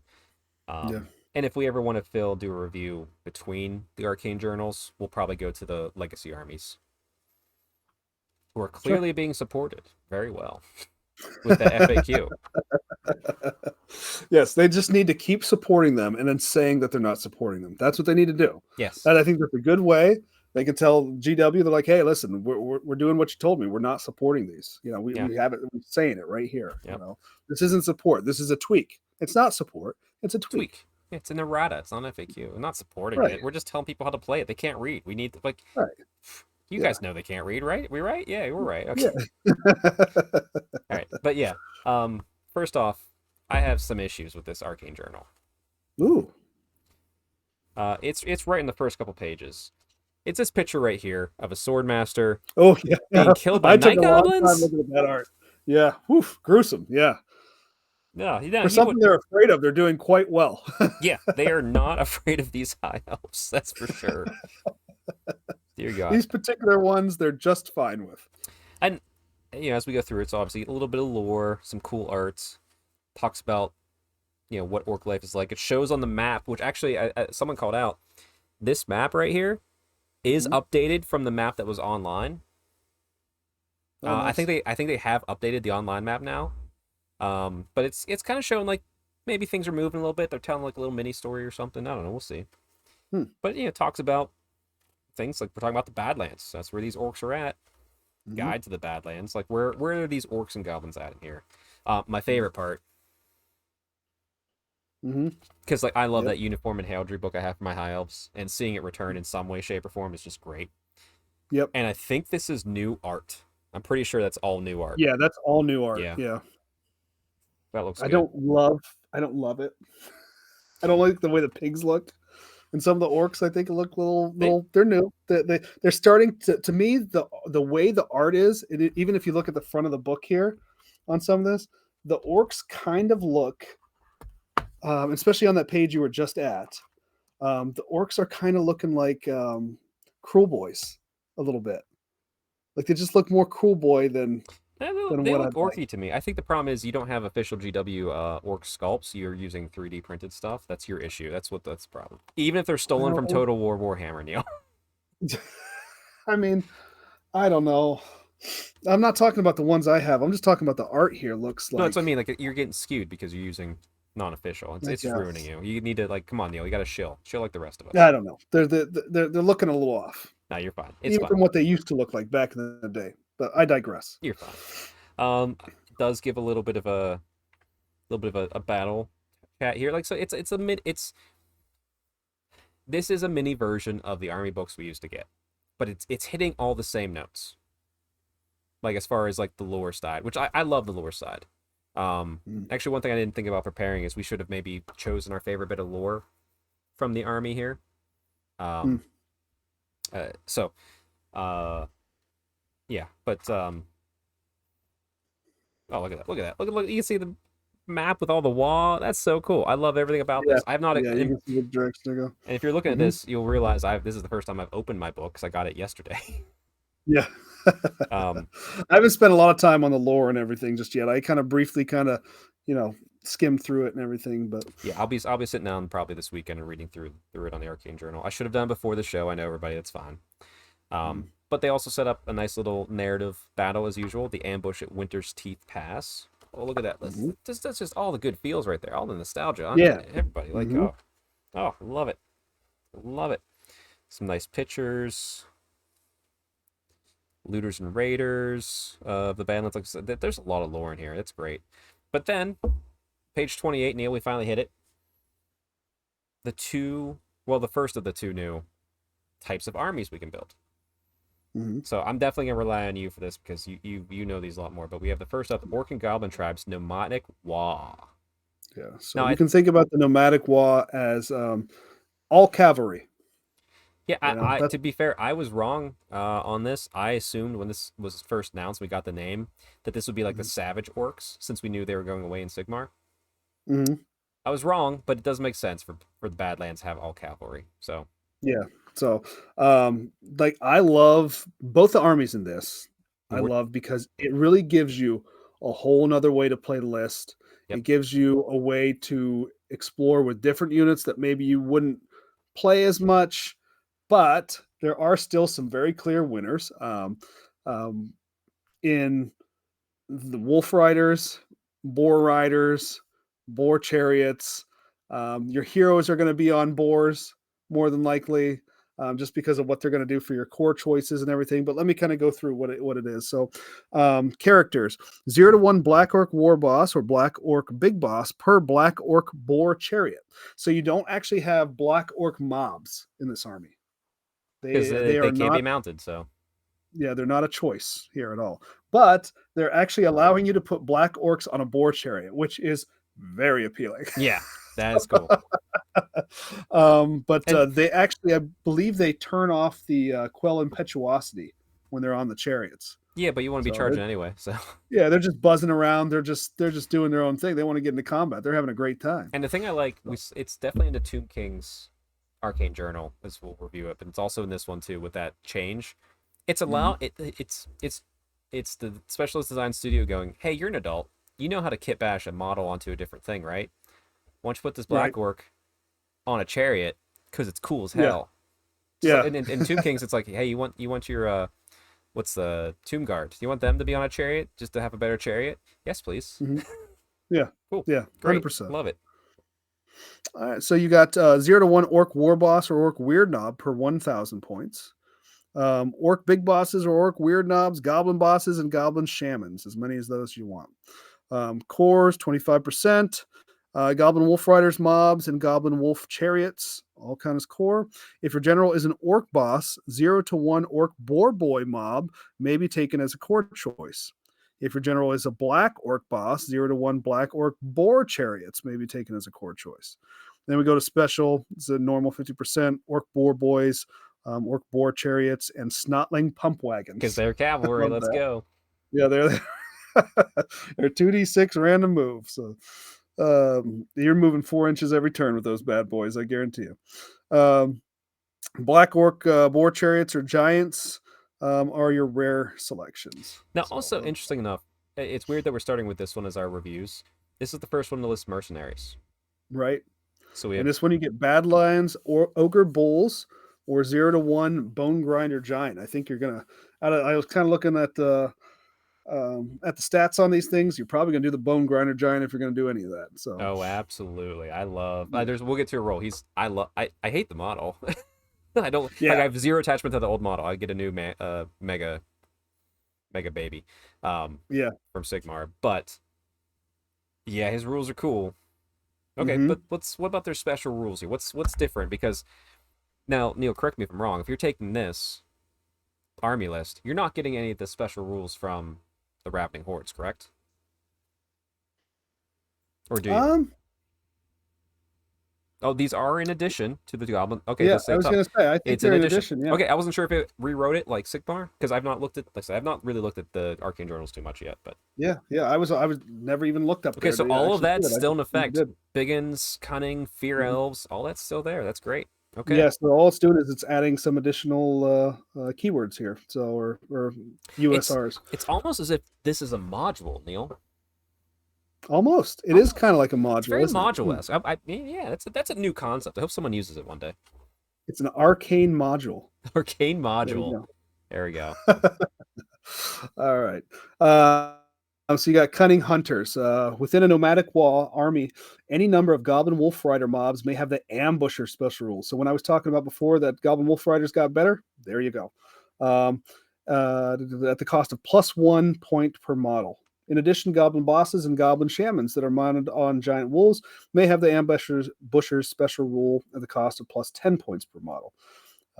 So that's great. Yep.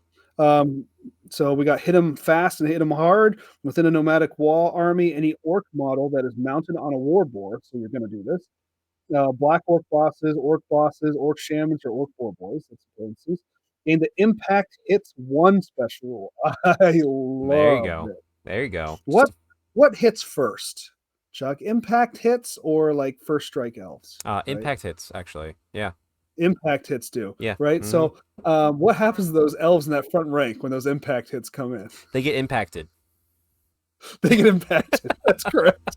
I love impact hits. And if you're looking for impact hits, baby, the orcs and goblins is what you want to play. I mean, this army essentially could be all impact hits if you really wanted to try hard. And not even just impact here. We stopped halfway through out of your excitement. Yeah.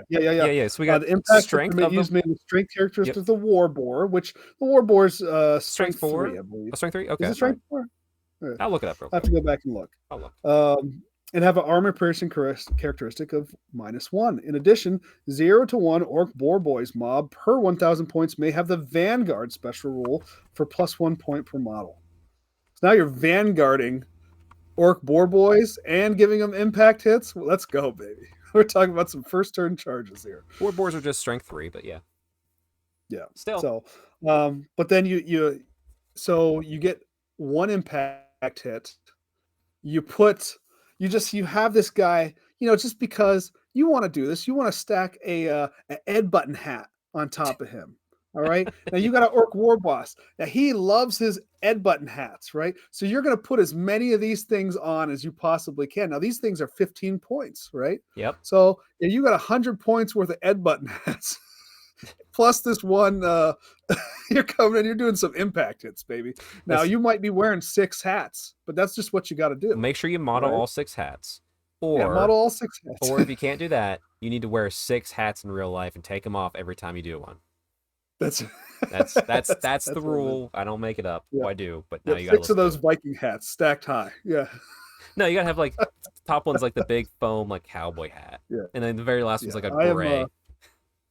I'm certainly not above doing that, by the way, just for anybody who's about to play me in the future. Well, I would say this. Here could be the best part. Big cowboy hat, all right? Beret, Viking hat, normal hat. And you go down there. But the last one that they don't realize, like, oh, he only had 6. That's great. You pull the last one off, you have like a hair clip. Like, one more. You just do one of those cowboy big gallon hats, like. Oh, get the Doug Dimmadome. Yeah. You just start stacking them up on top of that. There you go. Okay. The urban sombrero. Yeah. There you go. For anybody who's 40 years old or more. All right. Hunting packs. Any Goblin Wolf Rider mob within the Nomadic Wa army may exchange the Open Order Skirmishers special rules with the Close Order and Horde special rules. So you can start stacking up your Wolf Riders and send them in. You like the sound of that too. On the move, all characters within a Nomadic Wa army must be mounted. Yep. So there you are. So you're going to put them on boars anyway. Boars or chariots. And then solitary fighters, black or bosses with the Nomadic Wa army. Nomadic Wa army are not subject to the Dubois or Quell Impetuosity special rules. So they don't care about stopping Impetuosity. This is where the hat comes in. Yeah. You need that hat. But it's going to be a very random moving army. This army it's you walk up to the table with it and you just unleash it. Yeah. And you see what happens. See what happens. Yeah. Yeah. So you take one giant unit of boar boys, with a guy inside of it with the wizarding hat, and then he's also got as many Ed Button hats. He's got all the hats. All right. He's hats for days. He's got every single hat you can find. And I don't know, is that the same? Are they the same type of item? You might not be able to do both. Oh, you might not be able to. I haven't looked at that. Right, but like as an orc player, I'm okay with that. Or as someone who's an orc player, I'm okay if you doing this. It's funny. It's silly as hell. Yeah, it depends if it because like, it might not be like it might be like a talisman, which means you could take. Yeah, whatever. Whatever. Let's stop. It's stupid. We can agree on that. Yeah, we get stupid. Don't need to do that much. Yeah. So yeah. So you're going to want to do that. You get at least one unit that you're going to be able to control, and then just see what the hell happens with the rest of it. But I mean, the ambusher special rule on the Wolf Riders, I love. So you're going to have a couple of those. I feel like coming in, trying to screw up somebody's back line, and who the hell cares? Oh, the impetuous charge took me into the rear of that unit. Oh well. Oh, what a shame, Yeah, I mean, a bunch of single chariots going on there. Yeah, it's just go, just have fun. I love it. To be fair, that's the type of thing I like. Like the other army here is not my flavor, but like I just want orcs to just go and do their thing and see what happens. Win or lose, I have a great time. Yeah, and it's moving fast. Yep. It's getting up in somebody's face. It's all these boar boys have counter charge, right? Which is phenomenal. So if they fail their charge on their impetuous and they just wind up moving forward and somebody charges them, guess what you do? You just charge them back. It's great. So I love it. This is probably my favorite army out of the two Arcane Journal armies, but yeah, same. But let's look at the other one here. So we have the Orc and Goblin Tribes Troll Horde. So the up to 50% can be spent on for characters 0 to 1 Orc War Boss or Weird Knob per 1,000 points. And then as many orc big bosses, weird boys, goblin bosses, goblin shamans, and troll hags as you want. Core, at least 30% of the army must be spent on 1 troll mob per 1,000 points. So you're going to have 2. 0 to 1 additional troll mob may be taken as a core choice if you take a troll hag a troll hag as your one of your characters, which I think you will. And then orc mobs, goblin spider riders mobs, blah blah blah, goblin wolf riders as the rest for whatever you want to fill out your core. But I think with the way the points work, you could do all trolls very easily. Yeah. Oh yeah.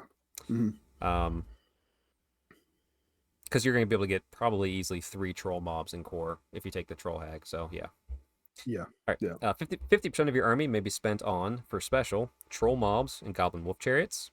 0 to 1 orc boar boy mobs for 1,000 points. 0 to 1 orc boar chariots for 1,000 points. And for rare, up to 25% of your army can be spent on giants, because giants are cool. And then obviously mercenaries are the same. Badland ogre bulls, 0 to 1 bone grinder giants, up to 25% of your army.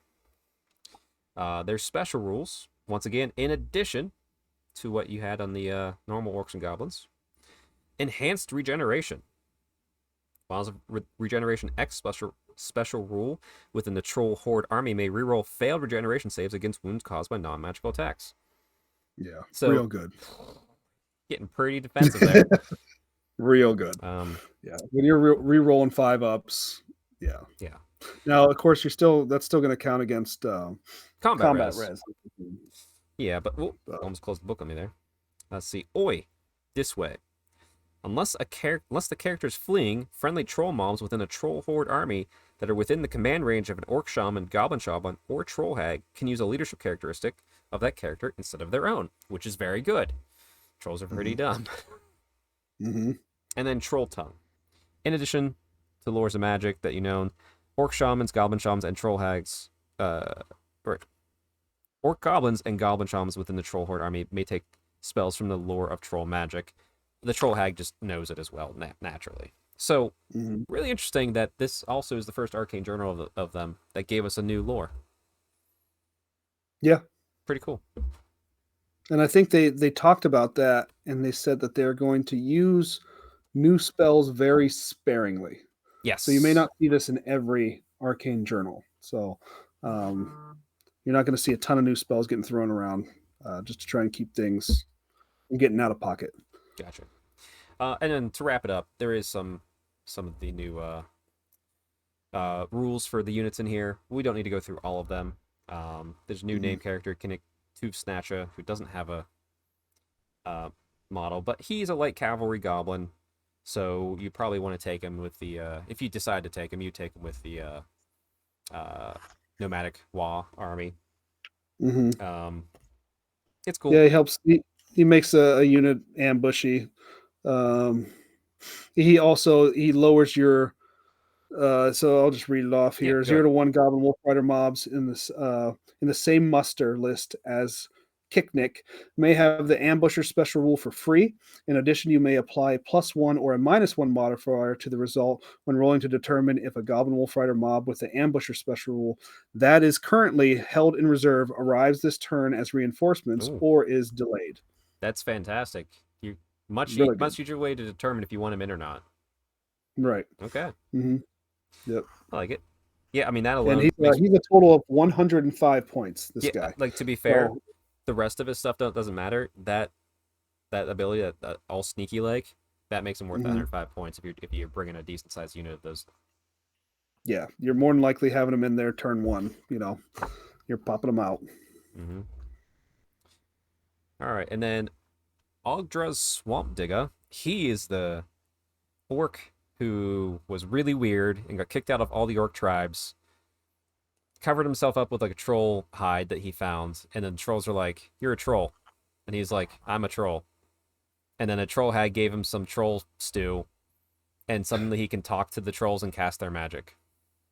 That's his story. Makes sense. There's no. I don't understand what's wrong here. No, there's nothing wrong. That's exactly his story. Now, much like the other casters were getting their name characters, he's only level 3, but he knows spells from troll magic and elementalism. Unless he's fleeing troll mobs within his command range, may use his leadership characteristic, which his leadership is 8. That's solid. Siphon Strength. If he's within 3 inches of a troll mob with a unit strength of 6 or more, he may apply a +1 to his casting roll. So that's kind of a nice little throwback to actually Sigmar has that rule too, so that's fun. And the Trollhide Shaw, essentially he gets regeneration 5+, but he is flammable because he covered himself in a troll. So he's 195 points. Truth be told, with my limited knowledge of this army, unless you love this character, I think you could probably build a better version of him for the same amount of points. Yeah, and he's level 3. Yeah, I don't know. Oh, he does come. Oh, this actually he comes equipped with a lore familiar automatically, and having a lore familiar on a level 3. If you want to also bring I'd rather bring a level 4 lore familiar. Yeah. So that's fine. And he doesn't have access to wall magic, which is also interesting, like the Foot of Gork or whatever that is introduced. So, but hey, I said it's fine. All right, I'm a lot of disappointed with the 2 characters that you get in Arcane Journal here. I think they could have done something a little bit cooler, but I'm not gonna, especially because they don't have models. Well, no, the troll one does. One guy does. Yeah, he's not out yet. Yeah, because if you look at Tomb Kings, you have Cetra, which is amazing. He's like almost a 500 point model, and then in Kings of Bretonnia, you have the Green Knight. Right. But you got a random goblin on a wolf worth 105 points. It's like you're not wowing me here. Yeah. But tell you what is fun though, troll hags, Neil. Yeah, the troll hag is cool. Leadership 8, by the way. Leadership 8, level 1, can become a level 2, 50 Mhm. points of magic items, immune to psychology, indiscriminate, a bunch of fun stuff. Why don't you do indiscriminate hunger, and I'll do motherly love, which is my favorite ability so far I've seen in this game. All right. During the command subphase of its turn, a troll hag that is engaged in combat may choose to make an indiscriminate hunger attack. To do so, nominate an enemy unit that the troll hag is engaged in combat with. The unit must immediately make an initiative test. If this test is failed, the troll hag scoops the warriors into her gaping maw and sinks her filthy fangs into the flesh of a monster.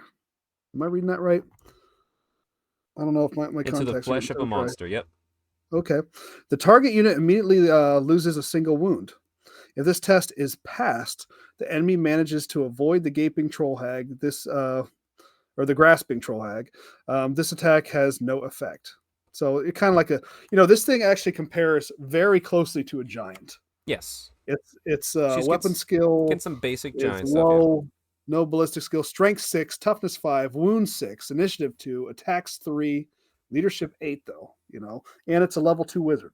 Yeah, and I mean, it also has shooting. It has the troll vomit. It has the Yeah. troll vomit is not shooting. It's actually combat now. But anyway, has the vomit, Mhm. has a big stick. But here's the kicker. Oh yeah, and you gain a wound if you kill the thing.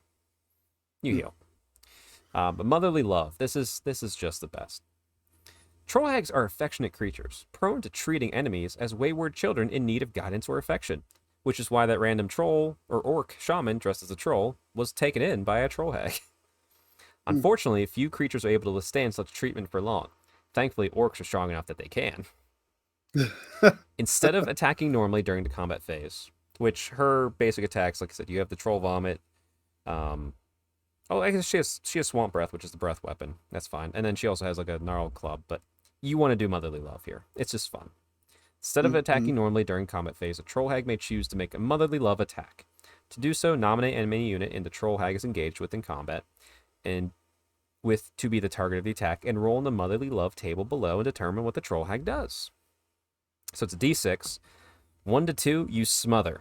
The troll hag throws her mat, and by the way, if you've not seen the picture of the troll hag, just Google Warhammer troll hag, and then imagine all this.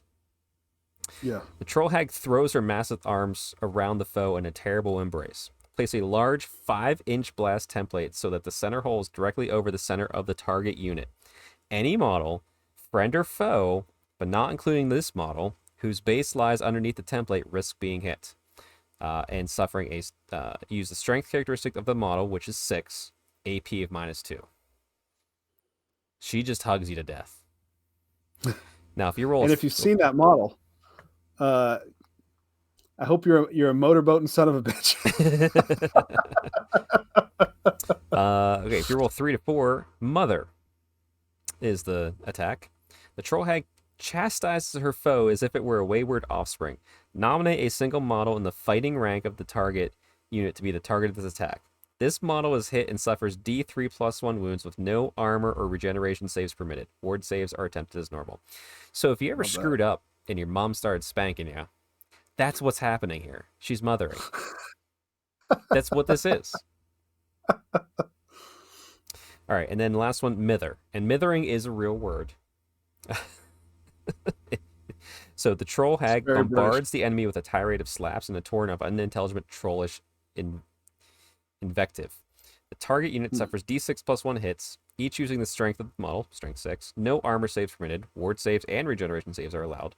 In addition, so shocked is the target unit that until the end of this turn, it suffers a -1 modifier to its leadership characteristic. Neil, you're Italian, right? I'm half. You're half. I'm sure you've seen your Italian grandmother mither at you. Oh my god. Yeah. Oh yeah. There you go. I used to be chased with a with wooden spoons, Yeah. brooms, all sorts of things. Yeah, Yes. and you were fleeing from combat because of your low leadership as she's doing Oh D6+1 boy, was damage. I ever fleeing from combat. Oh, that's good. I failed my leadership role. Yeah. Yeah. And headed for the hills. Yeah. Yes. Yeah, that's even though like I don't like the troll army as my flavor. If I played an orc and goblin without the nomadic wa, boy, I'd want to bring a troll hag in. Yeah. just a Oh, you will play against this because you have somebody named Brad in your crew up there. Yeah, So I'm sure I will. this will show up. It will. It will. My sword masters will be mothered. All right. We do have some other fun stuff here. So there's the Badland Ogre Bulls, which are the mercenary. They just seem to be like strength 4, toughness 4, plenty of wounds. 3 wounds each. 4 attacks champion, 3 for the rest. They're just ogres that you can bring in. Yeah. It's kind of like that's what I'm seeing here. Yeah, it's just like it's a way to get ogres into the army. Black Orc boar chariots. It's just the boar chariot with the Black Orc on top now. Am I missing anything else there? That's pretty much it. Okay, which is good. So, which is nice because that way, I like that they do this because like, hey, we want you to do this kit bash. It even says here, you just do it, just kit bash it or just say it is what it is. But now I don't have to look at a Black Orc scroll and then look at the chariot scroll and figure it out. It's like no, it's all in one place, so it's nice, it's simple. Let me also point out with this that a Black Orc war boss could be mounted on this. It does D6 plus 1 impact hits. And if you gave it maximum ed button ats, you're once again adding 6 to that. So D6 plus 1 plus or D6 plus 7 impact hits. Right. So add a -2 AP. I'm just saying it's a thing you could do. I'm not suggesting that it's a thing you should do. I'm just saying it's a thing that you could do. Okay, are you going to look up to see if you can stack those hats? Oh, you can. Oh, you can? Okay. They've addressed it. You actually can. Oh, that's one of the ones where they said they expect you to model it on there if you're going to do it. Well, there you go. Get all the hats on there. Last up, as far as the new stuff goes for the units, is the Bone Grinder Giant. Now, he's a big giant. Leadership 10, wounds 8, all that sort of fun stuff. Unbreakable, timber, terror, all that stuff. I just want to talk about one thing here. Which it's one of the attacks. Because I've heard about it. There it is. Grind its bones. So, Bone Grinder attack table, once again, you have to roll on it. A d6, a 1 to 2. And it depends on what you're fighting. So, little things, bigger things. And it's all about keyword, infantry, monster infantry, blah, blah, blah, blah, blah. But you can get, on a 3 to 4, you can grind the bones onto little things, which is just your basic infantry stuff. What is grind of bones? Faced with rank upon rank of bite-sized snacks, the Bone Grinder Giant tries to gobble up the enemies by the handful. Every model within the fighting rank of the target unit must immediately make an initiative test. Those unable to escape the grasping hands of the Bone Grinder Giant are scooped up, eaten whole. Every model that fails the test is removed from play as a casualty. The rest are unharmed. So anybody who is worried about Linehammer, don't have to worry about it. If anyone from the tournament's taking orcs and goblins that has a potential of bringing a bone grinder, they will not do that. They will not plan for that because that will mean they will lose the game pretty quickly. Oh, here's my 30-long unit of dwarf rangers, all skirmish in a line. Great. I've eaten 23 of them. Because you're going to fail your initiative test on the dwarf. So yeah, it is nice to see some stuff in the game with a little bit of counterplay to that. So yeah, and no one's really doing that anyway, but still. Yeah. If you get that guy in the group, just get Bone Grinder Giants, everybody. All right, so we do have the lore of Troll Magic. Yeah, was there anything in there that looked good to you? Honestly, I haven't really taken too much look at it here. So I do like rapid regeneration, where you can just give something regen and flammable. That's nice. It's a nice word. Like, yeah, I like that. That's a pretty good one, I feel. Yeah, rapid regen. Let's see. Unit target flame gains a flammable and regeneration 5+. My God. So now you're taking that giant unit of boar boys, and you're slapping a 5+ regen save on them too. Yep. Cool story, bro. And to me, I'm sure I haven't really digested or thought about all these. The other one that I, as a high elf player, I would hate is Troll Brains. Remains in play while the spell's in effect. I mean, it becomes stupid and has leadership characteristic of 1. If you cast it on my unit with my hero or with my one wizard that I need to dispel this with, and he keeps rolling stupid, well, fuck. I'm in trouble. I can't. Yeah. I'm stupid. Like that could shut down some army builds, I feel. So They got a magic missile in here, cast on an 8+, 18 inches. That doesn't look too bad. D3+1, like a template will scatter. Let's see. Let me read it off. Place a small 3-inch blast template so that its central hole is directly over the center of the target enemy unit. Once placed, template will scatter. D3+1. Any enemy models with underneath risk being hit and suffering a strength. The context are going strength 3 hit with AP -2. Yep. So that's pretty good. Yeah, and not great. Yeah, not great. Okay, and again, you're going to have to be trying to get this off either with, I mean, probably you're probably going to take a level 4 wizard. Yeah. If you're trying to do it with a troll hag, you're level 2. Yeah, or if you take that name character because he comes with the lore familiar built in, you take the level 3, choose those spells, see what you can do. Yeah. Now there's some magic items to round this whole thing off. Now what's nice is you can use these with your orc and goblin stuff generally. This just adds to that total list. It doesn't not limiting it to just the new armies specifically. So I think it's mostly what you see: different axes, weapons. You need some cheap magical attacks, some killing blow, armor bane. Trying to think if any of the armor's interesting here. Oh, there's one that the Dead Art armor, full plate.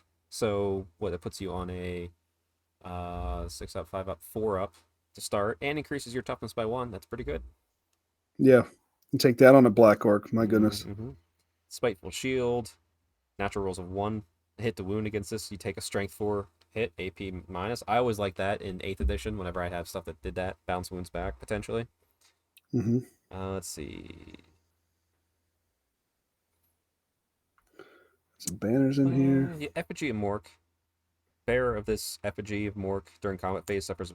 So, okay, enemies will suffer -1 their hit rolls. That could be pretty important, actually. Minusing the hit rolls, like up and down, and plussing them up is pretty important. That's huge. Yeah, so that's especially if you have something like that on somebody with a good weapon skill as well. Yeah, taking a 4+ to 5+. You're probably winning any challenge you go into.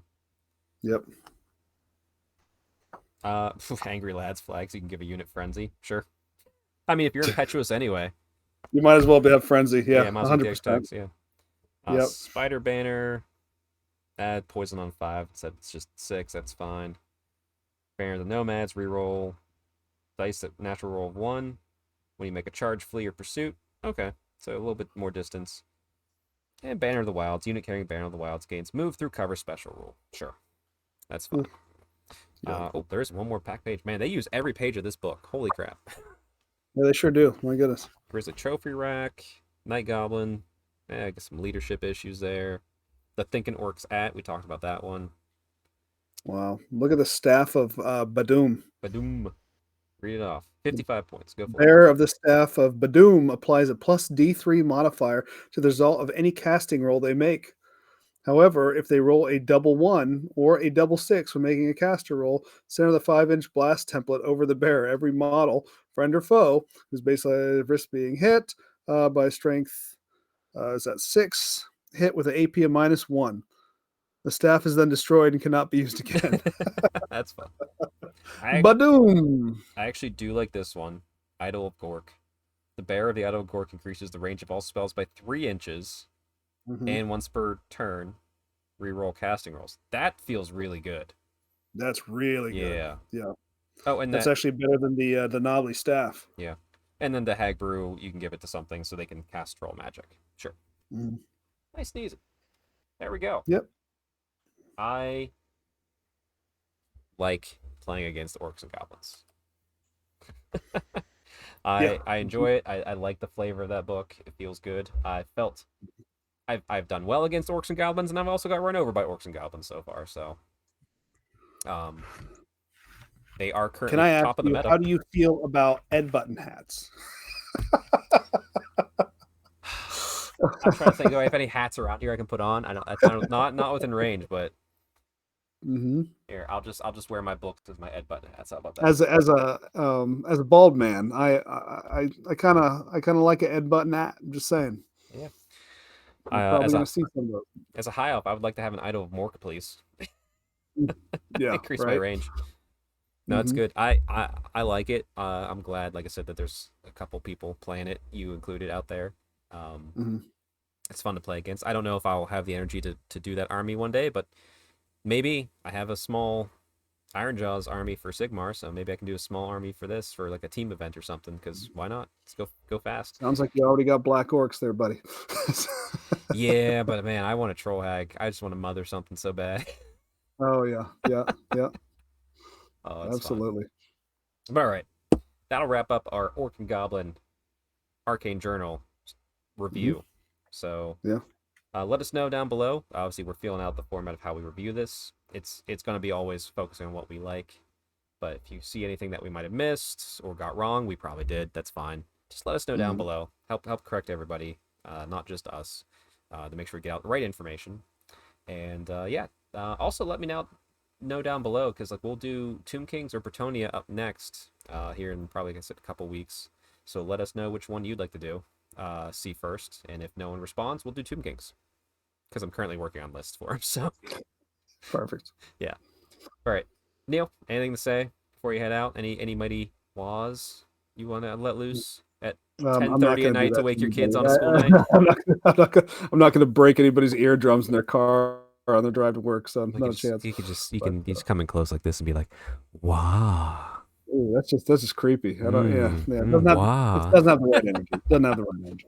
It doesn't. All right, everybody out there. Until next time, make sure you stay Stormcast strong, happy hobbying, and Neil, make something up because I continued this on too long. Oh, I don't know. See you later.